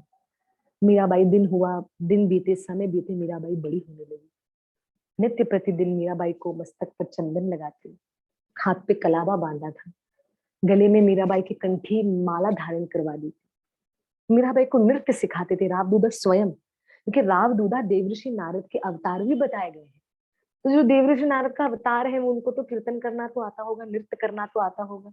तो राव दूधा मीराबाई को नृत्य करना सिखाते थे, स्वयं स्वयं नृत्य करना सिखाते थे। ऐसे करते करते मीराबाई थोड़ी सी बड़ी हुई। जब मीराबाई 5 वर्ष की थी, नोट करिएगा, मीराबाई जब 5 वर्ष की थी, तो मीराबाई 5 वर्ष की मीराबाई बालिका, तो मीराबाई अपने मेड़ता स्थान से उस समय पहले गंगा गुजर कर जाया करती थी पहले के समय। अभी वहां पे सूख गया है, वो जगह सूख गई है। तो मीराबाई गंगा किनारे पहुंची अपने माता पिता, अपने दादा के साथ। मीराबाई 5 साल की, ये चल सकती है। तो चलते चलते मीराबाई ने वहां पे एक संत को देखा, और जैसे मीराबाई ने उस संत को देखा, तो मीराबाई ने उस संत को देखकर मीराबाई उनके प्रति आकर्षित होने लगी, अट्रैक्ट होने लगी। मीराबाई की नजर कहीं और जा ही नहीं। इतने सारे खिलौने थे गंगा के किनारे, लोग बेच रहे हैं, कर रहे हैं, गुड्डे गुड्डियों का खेल, कठपुतलियों वाला खेल। मीराबाई किसी को नहीं देख रही, बस वो संत का एकटक होकर दर्शन कर रही है। मीराबाई अपने दादा को कहती है, दादा साहिब, मुझे उनकी ओर जाना है। राधुदा जी ने मीराबाई को वहां पर लेकर गए, और जैसे लेकर गए, उस समय वो संत परम तेजस्वी, परम यशस्वी, वो संत यशस्वी, कैसे यशस्वी हो, यशस्वी माना हरि नाम में यशस्वी। तो वो परम तेजो में संत वहां पे ध्यान साधना कर रहे थे, ध्यान कर रहे थे। तो मीराबाई मौन रही, कुछ बोला नहीं मीराबाई ने, और उनका दर्शन करने लगी। और दर्शन करते करते कुछ नहीं बोल रही, राव दूल्हा ने मीराबाई को बोला बोलो, तो नहीं, नहीं बोलूंगी, जब इनकी इच्छा होगी तब ये बोलू, पर मैं नहीं बोलूंगी। मीराबाई मौन रही। छोटी सी बालिका, कितना साल मैंने बताया, 5 साल। 5 साल की बालिका वो संत का दर्शन कर रही है हाथ जोड़कर। करते करते वो संत, काफी देर बाद वो संत की जब साधना, जब उनका योग जब पूरा हुआ, तो उनकी जब नेत्र खुले, तो मुड़कर देखा बराबर में कि मीराबाई अपने दादा के साथ वहां बैठी है। वो संत ने राव दूधा जी को देखा कि राव दूधा महाराज आप। बोला ये मेरी पोती है मीरा। तो उस समय वो संत ने जब मीरा को देखा, और देखकर राव दूधा को कहा कि इसको आप यहाँ क्यों लाए हैं? बोला क्यों क्यों यहाँ नहीं लाए? बोला इसका स्थान यहाँ नहीं है। बोला कहाँ है? बोला इसका स्थान मंदिरों में है। बोला कैसे? बोला ये मंदिरों के लिए बनी है, ये ऐसे खुली जगहों के लिए नहीं बनी, ये मंदिरों के लिए बनी है। और मंदिर में भी क्या करने के लिए? साधना करने के लिए बनी है। उस समय मीराबाई ने तब अपने मुख से बोला, पहला अक्षर क्या बोला वो संत के सामने? बोला कि क्या आप मुझे जो आप कर रहे थे, क्या आप मुझे वो करना सिखाएंगे? संत ने देखा कि ऐसा प्रश्न, इतनी उम्र में ये प्रश्न। वरना आजकल के बच्चे बोलते फोन है तो बोल दे तो गेम खेलो, कैंडी क्रश हो, ये हो वो हो, पता नहीं क्या क्या, फोन है तो दो ये खेले हम। आजकल के बच्चे ऐसे बोलते। पर मीराबाई ने क्या बोला कि जो आप कर रहे थे क्या आप वो मुझे सिखाएंगे? वो संत ने कहा कि मैं कर रहा था योग, मैं कर रहा था साधना। तो मीराबाई ने कहा हाँ मुझे भी करनी है। तो उस समय जिस संत ने मीराबाई को कहा कि ठीक है मैं अब आपको साधना सिखाऊंगा कि ध्यान में कैसे बैठा जाए। देखिए भक्ति का सबसे पहला जो भक्ति जब हम शुरुआत करें तो उसका पहले होना चाहिए कि एक जगह पे बैठकर ध्यान कैसे करा जाए। राव दूधा जी को वो संत ने समझाया। राव दूधा जी से कहा पहले तो मैं देखना चाहूंगा कि आपके घर में मंदिर कैसा है। तो राव दूधा जी के घर वो संत गए। तो वो संत ने क्या देखा कि राव दूधा जी के महल का आधे से ज्यादा इस हिस्सा तो मंदिर का बना हुआ मंदिर है जिसमें श्रीनाथ जी विराजमान है। तो राव दूधा जी ने उस समय कहा कि ये तो आप हैं जिन्होंने इतना सुंदर स्थान में मंदिर बनाया है, पर हर कोई ऐसा नहीं सोचता है क्योंकि भूमि का भी बड़ा प्रभाव होता है। आजकल आप देखेंगे ना, मुझे देखते बोलते भी बड़ा दुख होता है कि जितने बड़े बड़े घर होते हैं उतने ही मंदिर छोटे होते जा रहे हैं। पूछने पर पता चलता है कि आपका मंदिर कहाँ है, तो एक दूसरे का चेहरा देखते हुए कहते हैं हाँ उनको मंदिर में तो लेके जाओ। बोला कहाँ मंदिर? किचन के अंदर। किचन के अंदर मंदिर, वहां पे प्रसादम भी बन रही है और वहीं पर ठाकुर जी हैं वहीं पर ही। और वही रात में किचन की लाइट के, राधा रानी की कृपा से कथा वाला जीवन है मेरा, तो काफी भक्त अपने अपने घरों पे इनवाइट करते हैं हमें। तो जब मैं जाती हूँ तो वहां पे देखती हूँ इतना सुंदर और भव्य घर। मैं तो बोलती हूँ राधा रानी उनको और दे, मेरी प्रार्थना है उनके लिए। पर दुख ये लगता है कि उनका जो मंदिर है वो अंदर किचन में छोटा सा, जिसमें सारे फ्रेम्स ऐसे पड़े हुए हैं, मूर्तियां ऐसे हैं। हाँ, पर देखा ये जाता है जितने घर छोटे होते हैं पर मंदिरों का स्थान बड़ा बड़ा होता है। मंदिरों का स्थान बड़ा। राव दूधा जी के मंदिर का स्थान देखकर वो संत बड़े खुश हो गए और मीराबाई को कहा आज के बाद से आप अपनी साधना की स्थली यही बना दो, यहीं पर बैठकर आपको साधना करनी है। जब आप साधना करना सीख जाओगी, साधना करना मतलब ठाकुर जी की बातों को सुनना, ठाकुर जी के शब्दों को सुनना, तो आप कृष्ण की बातें सुनने लगेंगे। कृष्ण को आप तो बहुत बार बार कृष्ण से बातें करती हो ना मीरा, तो कृष्ण की बातें कब सुनोगी? बोला कैसे सुनो? बोला इसी जगह पर बैठ के साधना करो। प्रार्थना करना मतलब अपने कृष्ण को सुनाना। साधना, सुनिएगा, फिर से रिपीट कर रही हूँ, प्रार्थना करना मतलब अपनी कृष्ण को सुनाना। कृष्ण ये करो, कृष्ण वो करो, कृष्ण ऐसा करो, उसको बोलते हैं प्रार्थना। प्रार्थना करना मतलब कृष्ण को अपनी सुनाना। और ध्यान करना, सिमरण करना मतलब कृष्ण की सुनना। तो राव दूधा जी के महल में वो संत आए और मीरा को योग की शिक्षा दी है। जरूरी नहीं है योग मतलब पीठ लंबी करके, पीछे सीधे होके स्ट्रेट होके बैठो और एकदम समाधि में लीन हो जाओ, उसी को ही योग नहीं बोलते हैं। योग मतलब सारी इंद्रियों को कंट्रोल करके कृष्ण में लगा दो, कृष्ण का ध्यान करो, उसको भी योग बोलते हैं। योगेश्वर का ध्यान करो, उसको भी योग बोलते हैं। अब यहाँ पर मीराबाई योग करना सीखने लगी उन गुरु से, और जिनसे मीराबाई ने योग करना सीखा, मैं आपको वक्त तो बता दूं, वो और कोई नहीं, श्री मीराबाई के दीक्षा गुरु, मीराबाई के प्रथम गुरु, जिनका नाम है श्री रैदास जी महाराज। बोलो श्री रैदास जी महाराज की जय। वही मीराबाई को गंगा के किनारे ध्यान साधना करते हुए मिले और मीराबाई उनको देखकर आकर्षित हो गई और कहने लगी, जिज्ञासा करने लगी कि मुझे भी ऐसा करना है, जो आप कर रहे हैं मुझे भी ये करना है। रामदूदा जी ने मीराबाई को करना सिखाया। मात्र और मात्र 3 दिन में मीराबाई योग करना सीख गई, अपनी इंद्रियों को कंट्रोल करना सीख गई। छोटी सी बच्ची, 5 साल की बच्ची योग क्या होता है सीख गई गुरु रैदास जी महाराज से। अब मीराबाई ने जब योग करना सीखा तो मीराबाई रोज ठाकुर जी की सेवा भी करती थी। एक दिन मीराबाई के दादा ने कहा कि मीरा, मैं जा रहा हूं तीर्थों की यात्रा करने, तीर्थों की यात्रा करने जा रहा हूँ। तो मीराबाई ने कहा कि आप तीर्थों की यात्रा करने अगर आप जा रहे हैं तो यहाँ पे फिर कौन सेवा करेगा? तो कहा कि नहीं, यहाँ पे सेवा करा लेंगे, तीर्थों में तो भगवान है, रामदूदा जी ने कहा। तो मीराबाई ने कहा, दादाजी आप ही ने ही मुझे रामायण सुनाई है, और रामायण की एक चौपाई है, हरि व्यापक सर्वत्र समाना, हरि व्यापक सर्वत्र समाना, प्रेम ते प्रकट होई मैं जाना। ठाकुर जी बोलते हैं, श्री रामचंद्र बोलते हैं, प्रेम से प्रकट हो जाता हूं मैं, और मैं हर जगह हूं। प्रेम से प्रकट होई मैं जाना, मैं प्रेम से ही प्रकट होता हूँ। और हरि व्यापक सर्वत्र समाना, हरि हर जगह इक्वली विराजमान है, हर जगह, तीर्थों में भी, घर में भी, हृदय में भी, चित्त में भी, वाणी में भी, हर जगह तो विराजमान है हरि।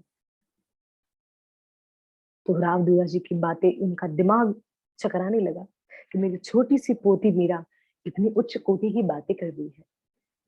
उस समय रामदूला जी की इच्छा तो थी, पर रैदास जी ने कहा, मीरा अब तुम योग साधना करो और तुम सेवा तुम करो, तुम्हारे दादा को मैं तीर्थों में लेके जा रहा हूँ। तो रामदूला जी और रैदास जी महाराज दोनों तीर्थों का भ्रमण करने चले गए, तीर्थों का दर्शन करने चले गए। पीछे से श्रीनाथ जी की सेवा मीराबाई करने लगी। रामदूला जी ने कहा था कि श्रीनाथ जी को भोग लगाए बिना, उनको खिलाए पिलाए बिना तुम ग्रहण मत करना। मीरा ने कहा, जो आ गया दादाजी। दादाजी तो चले गए। अब मीराबाई दूध लाई, भोजन लाई, 56 प्रकार के व्यंजन लाई है, पकवान बनाकर दास दासियों बनाकर दिए हैं। मीराबाई भोग लगा रही है। भोग लगाते हुए श्रीनाथ जी के सामने रखा और रखते हुए कह रही है, मेरे दादा साहिब आप कह कर गए हैं कि आपको भोजन स्वीकार करना है, चलिए खाइए। अब बैठ गई मीराबाई श्रीनाथ जी के सामने। अब श्रीनाथ जी खा नहीं रहे। आधा घंटा, 1 घंटा, 2 घंटा, 3 घंटा, दिन बीता, शाम बीती, भोजन वही का वही। दूसरे भोजन का समय हो गया, तीसरे भोजन का समय हो गया। मीराबाई बोलती, नहीं पहले इसको खत्म करने दो, फिर वो दूसरा वाला लाना।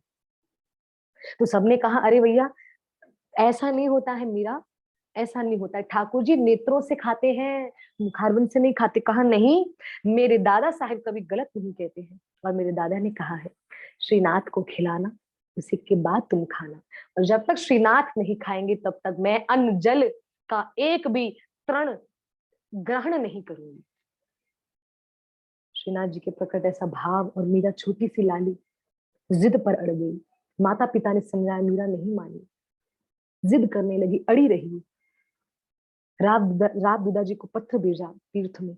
रामदूदा जी ने पत्र देखा कि मीरा भोजन नहीं कर रही। कहा, तीर्थ को आधे में छोड़ूंगा तो ये भी अपराध है, और मेरे संत गुरु परम गुरु श्री रैदास जी महाराज भी हैं।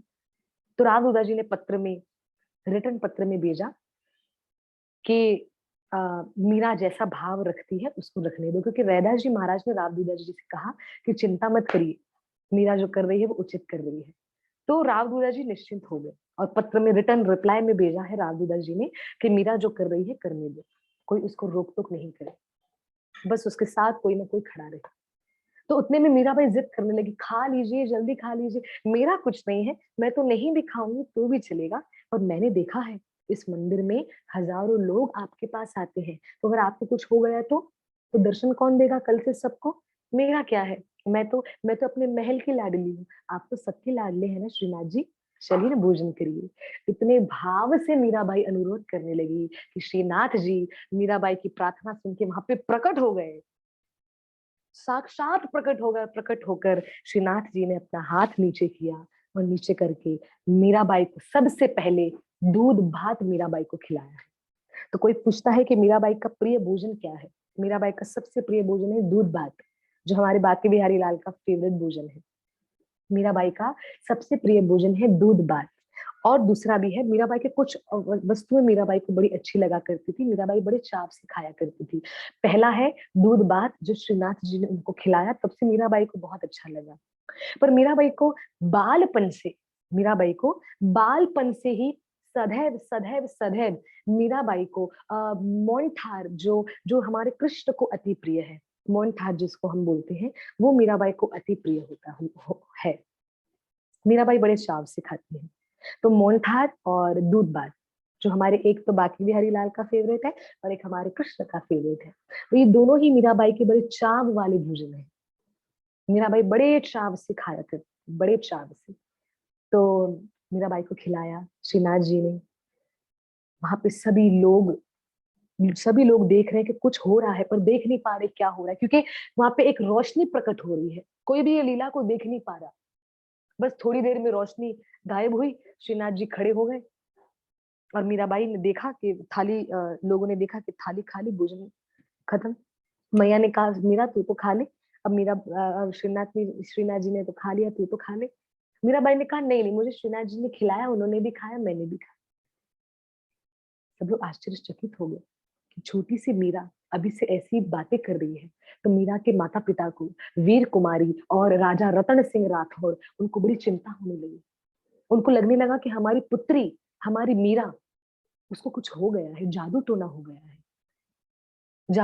जादू टोना उतारने वाला एक वैद्य को बुलाया, एक तांत्रिक को बुलाया कि देखो किसी ने इस पर जादू टोना तो नहीं कर दिया, इसको उतारो इसके ऊपर से। कि बेकी बेकी बातें करती है और एक और बस मौन बैठी रहती है, साधना में बैठी रहती है और श्रीनाथ जी की सेवा करती रहती है और उनसे बातें करती रहती है।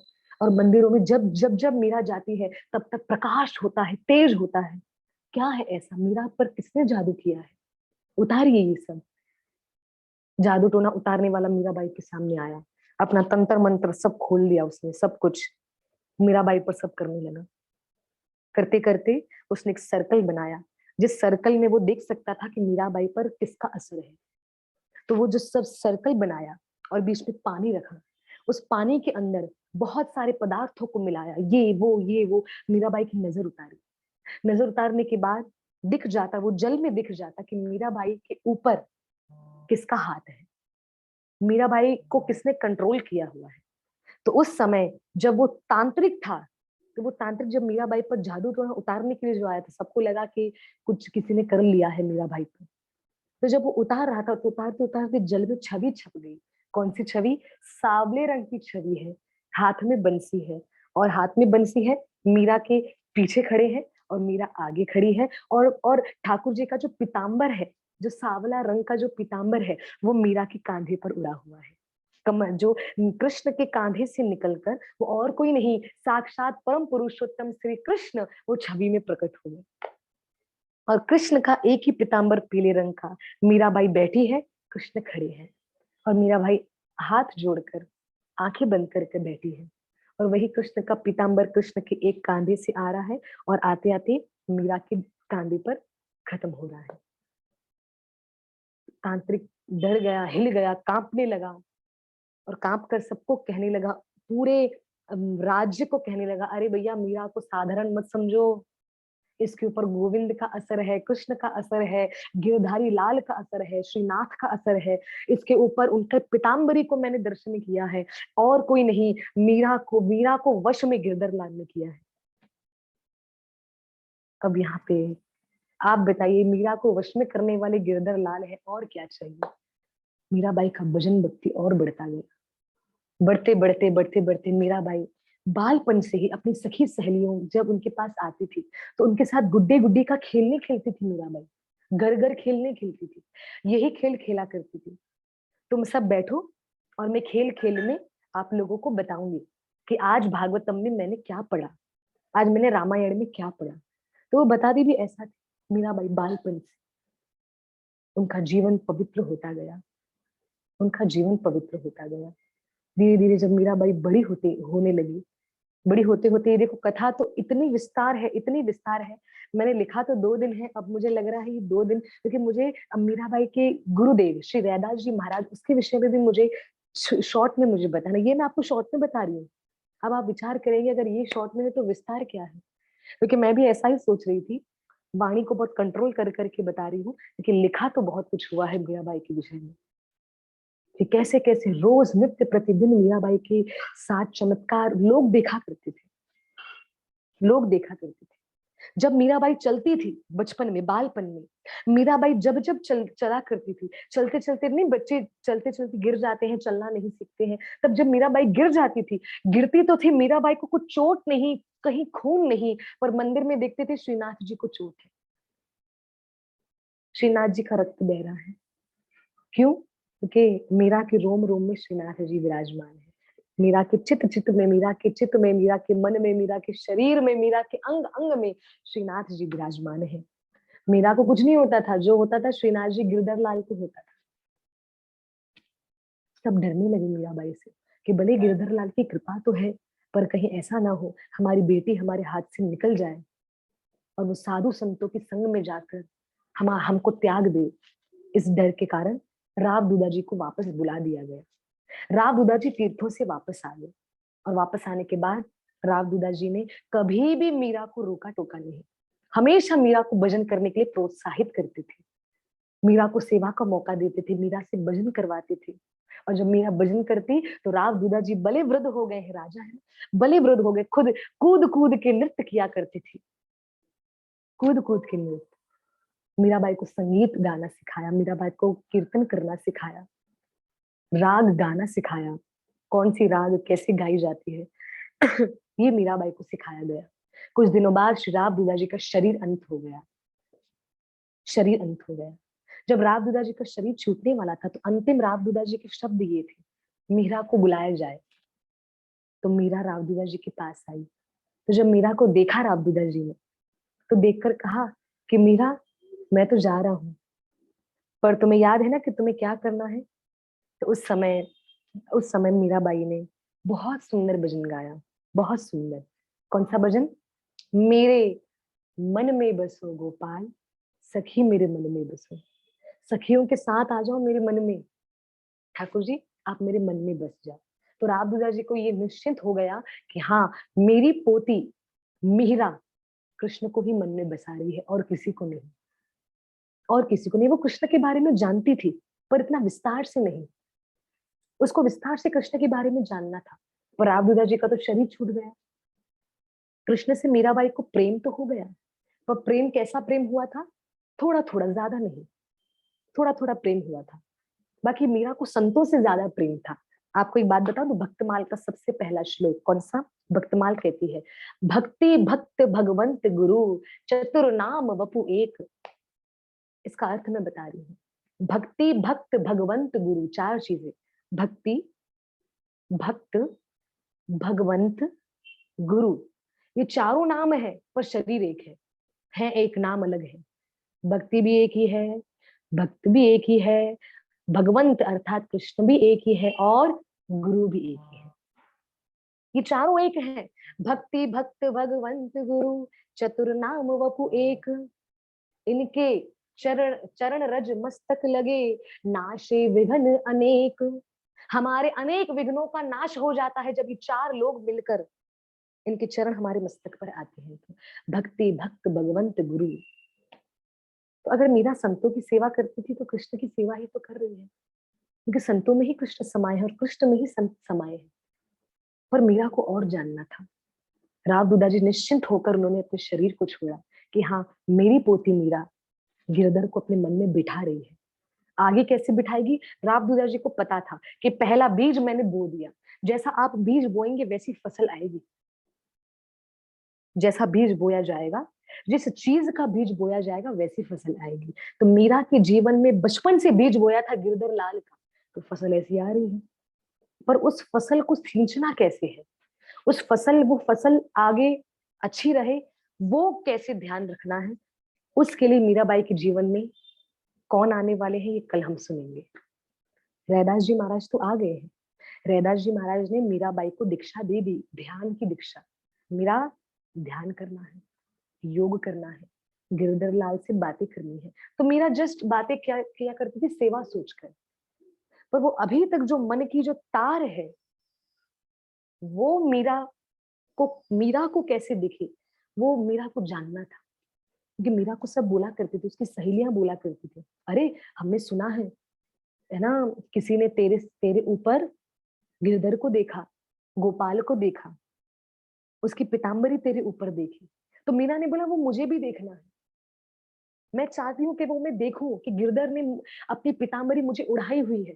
मीरा ने वो नहीं देखा था। अब वो मीरा कैसे देखेगी, वो हम आगे चर्चा करेंगे। और श्रीनाथ जी जो मीरा जिनकी सेवा किया करती थी, आज भी वो राजस्थान में श्रीनाथ जी विराजमान है। राव दूधा जी का जब शरीर छूटा, मीराबाई ने कीर्तन करते हुए, भजन करते हुए राव दूधा जी की अंतिम विदाई करी है। और मीराबाई ने राव दूधा जी अपने दादा को वचन दिया है कि मैं सदा सर्वदा कृष्ण को अपने नयनों में बसाकर रखूंगी। अब ये वचन तो दे दिया, इस वचन को निभाऊं कैसे? मीराबाई अब चिंतन करने लगी। अब चिंतन करते करते मीराबाई खोजने लगी, मन में प्रश्न आया। अब मीराबाई खोज रही है, खोजते खोजते मीराबाई को क्या मिलता है और मीराबाई के जीवन में कौन आता है, अब मीराबाई कैसे तैयार होती है। क्योंकि मीराबाई ने रैदास जी से पूछा कि मुझे मुझे अब खोजना है, मुझे किसी को खोजना है जो मुझे गिरधर लाल का रास्ता बताए। रैदास जी ने रैदास जी चाहते तो मीरा को बता सकते थे, पर गुरु रैदास जी ने सिर्फ कृष्ण तक पहुंचाया। कृष्ण क्षमा कीजिए, कृष्ण तक पहुंचाया नहीं, क्षमा कीजिए, कृष्ण से बातें करना सिखाया, स्टेप बाय स्टेप। तो रैदास जी ने कहा मीरा को, मीरा तुम गुरु को ढूंढो मत। मीरा ने बोला मुझे ढूंढना है। मीरा नहीं, तुम गुरु को ढूंढो मत। तुमने मुझे ढूंढा, तुमने मुझे ढूंढा नहीं, मैं गंगा किनारे खुद ही बैठा था और तुम्हारी दृष्टि बस मुझ पर पड़ी। गुरु को ढूंढो मत, ऐसे मत बोलो गुरु आएंगे गुरु आएंगे। तो बोला क्या करना है? बोला नहीं, ये मत सोचो कि गुरु आएंगे गुरु आएंगे गुरु आएंगे, ये सोचो कि मैं शिष्य बन जाऊं और मैं शिष्य बनकर मेरे गुरु का इंतजार करूं। अगर आप शिष्य बन जाएंगे तो गुरु कौन है वो सामने दिख जाएगा। मीराबाई की गुरु रैदास जी ने ये शिक्षा दी है और ये शिक्षा देते हुए कहा है मीरा, गुरु को कभी खोजना मत, गुरु को कभी मत खोजना, गुरु स्वयं आएंगे, शर्त है तुम्हें शिष्य बनना पड़ेगा। शिष्य वो होता है जो शरणागत होता है, जो सरेंडर होता है। तुम शिष्य बन जाओ, गुरु तुम्हें दिख जाएंगे और जब तुम्हें गुरु दिखेंगे तो गुरु कर लेना। पर दीक्षा गुरु तो रैदास जी है और रैदास जी के साथ भी मीराबाई की बहुत सारी लीला है। तो रैदास जी आगे मीराबाई के साथ कौन सी लीला करते हैं वो हम कल श्रवणम करेंगे। और साथ ही साथ आगे बहुत सुंदर लीलाओं का विस्तार है, मैं आपको बता रही हूँ। मैं उम्मीद करती हूँ आज की लीला में आपको आनंद आया होगा कि मीराबाई पहले कौन थी, फिर मीराबाई का प्राकट्य कब हुआ। जब हम शरद पूर्णिमा मनाते हैं तो कृपा करके मीराबाई का प्राकट्य भी हमें मनाना चाहिए। दोपहर के समय, कोई पूछता है कितने बजे, दोपहर के समय बताया जाता है 12, शास्त्र में लिखा हुआ है 12:25 पर, मतलब आप 12:30 समझ लो, 12:25 पर मीराबाई का प्राकट्य हुआ। मतलब 12:30 बजे मीराबाई, वैसे 12 बजे होता है सभी भक्तों का, पर मीराबाई का थोड़ा सा और भी ऐसे 12:25 पे मीराबाई का प्राकट्य हुआ। तो कुछ कुछ चीजें थी जो मुझे आपको बतानी थी। विस्तार है, हम कल एक और बार मिल रहे हैं इसी समय पे मिलेंगे। 7:30 से 8:30 9 बज जाते हैं हमें कथा खत्म करते करते। हम अवश्य मिलेंगे और भी भक्तों को आप जोड़े रखिए ताकि मीराबाई के विषय में और भक्तों को ज्ञान पहुंचे और भक्त जाने और भक्त आगे। मैं आपको बता दूं मीराबाई के पास कौन कौन नहीं आए हैं मीराबाई की परीक्षा लेने के लिए। ये मैंने पूरा बनाया हुआ है आप सभी भक्तों के लिए बैठ करके, और मैंने भी ज्ञान लिया है कि, और जब मैं पढ़ रही थी तो ये पढ़ते पढ़ते जब मैं पॉइंट्स लिख रही थी तो मैं ये विचार कर रही थी कि मैंने बोला ये पॉइंट मेरे से पहले कैसे मिस हो गई, जबकि मैंने मीराबाई का चरित्र पहले लिया हुआ है और मैंने नहीं बताया। तो मैं विचार खुद मेरा चित्त चकरा गया कि ये सब विस्तार यहाँ पे कैसे आ रहा है। भक्तमाल की कथा पढ़ी जब, उसमें भी मीराबाई का और विस्तार आ रहा है। मैंने बोला ठाकुर जी पता नहीं आप क्या क्या लीला करवाना चाहते हो। हाँ जी, कथा में तो ये भी बता दूं, मीराबाई वृंदावन के सभी मंदिरों में जाया करती थी, पर मीराबाई वृंदावन के एक मंदिर में सबसे ज्यादा जाया करती थी। वो मैं आज नहीं बताऊंगी, वो मैं कल बताऊंगी। मैं उम्मीद करती हूँ आप भी मुझे उत्तर देने का प्रयास करेंगे। मीराबाई उसी मंदिर में ज्यादा बैठकर भजन किया करती थी। मीराबाई का भी एक मंदिर बना हुआ है, जो वृंदावन गए हो राधा दामोदर के पास मीराबाई का एक मंदिर है। तो वहां पे तो मीराबाई बैठा करती थी, और संध्या के समय मीराबाई दर्शन करने जाया करती थी, और दर्शन करते करते सब मंदिरों का दर्शन करके प्रणाम करके एक मंदिर में बैठ के गीत भजन गा के सुनाया करती थी। अब वो कौन सा मंदिर है ये मैं कल आपको बताऊंगी, क्योंकि मुझे भी आज ही पता चला, मुझे भी पहले नहीं पता था। मैं वो सुनकर मेरा आनंद का सागर उमड़ आया। तो बहुत सुंदर ठाकुर के पास मीराबाई बैठकर उनको भजन गाकर सुनाया करती थी। तो आइए आज की कथा को हम विराम करेंगे। अ, कुछ आपने पूछा हो श्री, जय श्री राधे। आपको भजन भेजा है मीराबाई का, प्लीज काइंडली चेक दी, थैंक यू फॉर सुंदर कथा। हाँ जी, मैं देख लूंगी, जरूर देख लूंगी। आज मैं बहुत व्यस्त थी, आज मेरी कथाएं थी ऑलरेडी ऑनलाइन ही, उस वजह से मैं ज्यादा नहीं देख पाई। मैं डेफिनेटली अभी देखती हूँ। ये आप हम पर अ, अम, पर वस अच्छा, ये आप हमें पूरे विस्तार बताइए। 2 और 4 डेज आए तो चलेगा। जय श्री राधे। हाँ जी, 2-3 दिन भी आएंगे। अंजू अंजू माता जी, आपने मैसेज किया। डेफिनेटली माता जी, हम देखते हैं मीराबाई कब तक हम पर और कृपा कर रही है अपने जीवन चरित्र बताकर। पर मैं इतना बताना चाहूंगी कथा को अंत करते करते, कि मीराबाई की कथाओं को जब मैं लिख रही थी, तो लिखते लिखते ऐसी ऐसी न्यू न्यू पॉइंट्स मैंने लिखी है कि आनंद आ गया मुझे। मैंने सोचा कि मीराबाई के साथ ऐसा भी उनके जीवन में हुआ है। गिरधर लाल क्या इतने कृपालु भी है? वाह, मैंने तो सुना है कृपालु है, पर इतने कृपालु है, क्या बात है। वो मुझे आज पता चला। तो मीराबाई का एक विश्वास के साथ आज आप लोगों को कहना चाहूंगी कि मीराबाई की कथा में कृपा करके जुड़िए, क्योंकि ये मीराबाई की कथा से अगर हम जुड़ गए तो हम, मैं गारंटी से बता सकती हूँ कि हमें ये तो जरूर पता चल जाएगा कि मीराबाई तो परम कृपालु है, और भक्ति कैसे करनी है, भजन कैसे करना है, ये तो पता चलेगा। पर हमें ये भी पता चल जाएगा कि कृष्ण कितने कृपालु है, कितने कृपालु है। और मीराबाई के साथ क्या क्या बातें करते थे, क्या क्या नहीं, कौन से मंदिर में मीराबाई जाया करती थी, और मीराबाई कितने समय भोजन किया करती थी, मीराबाई का वस्त्र कौन सा था, मीराबाई की और भी सखियां थी, मीराबाई के जीवन में कितने गुरु आए, मीराबाई के कितने शिक्षा गुरु थे, वो एक एक विषय में मैं आपको बताना चाहूंगी। आप सभी जरूर जुड़िए, और मीराबाई का आप धन्यवाद करिए, मीराबाई को प्रणाम करिए। परम भक्त भक्तिमती श्री मीराबाई की कृपा हम सब पर बनी रहे, मैं यही प्रार्थना करती हूँ। आइए आज की कथा को हम विराम करते हैं।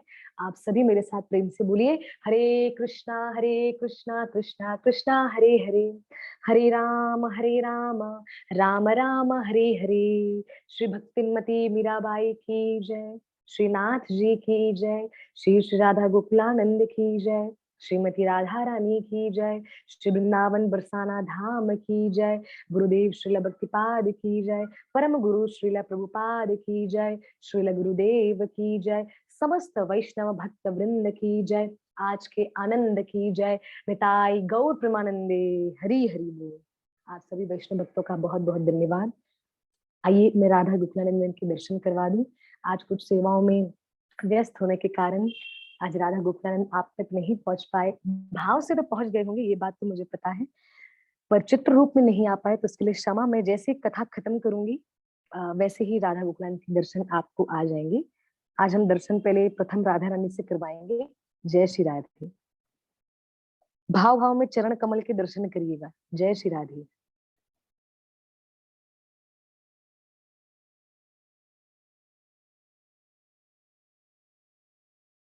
श्रीमती राधा रानी की जय हो।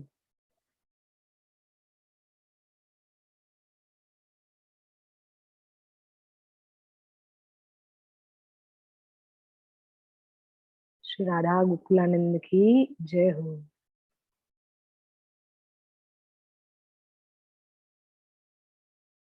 आप देख सकते हैं श्री राधा गोकुलानंदन ने भी अपनी नासिका में जो धारण किया हुआ है, ये श्रीमद् भागवतम में भी इसके विषय में वर्णन आया है। ठाकुर जी बिल्कुल धारण करते हैं।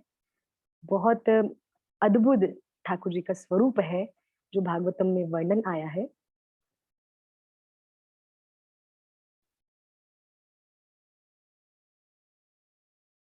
श्री गौर निताई की जय हो।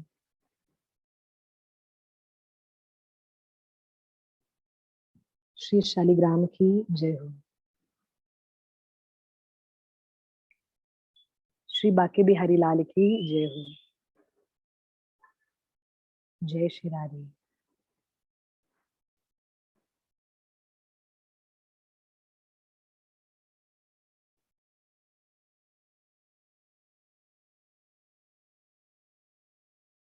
श्री राधा गोखलानंद की आप चरण दर्शन। जय श्री राधे। आज राधा गोखलानंद की चरण कमल की तुलसी जो भक्त आए थे, हमने उनको अर्पण भोग में हमने उनको दी है। वरना आपको चरणों में तुलसी हमेशा दिखेगी राधा गोखलानंद के।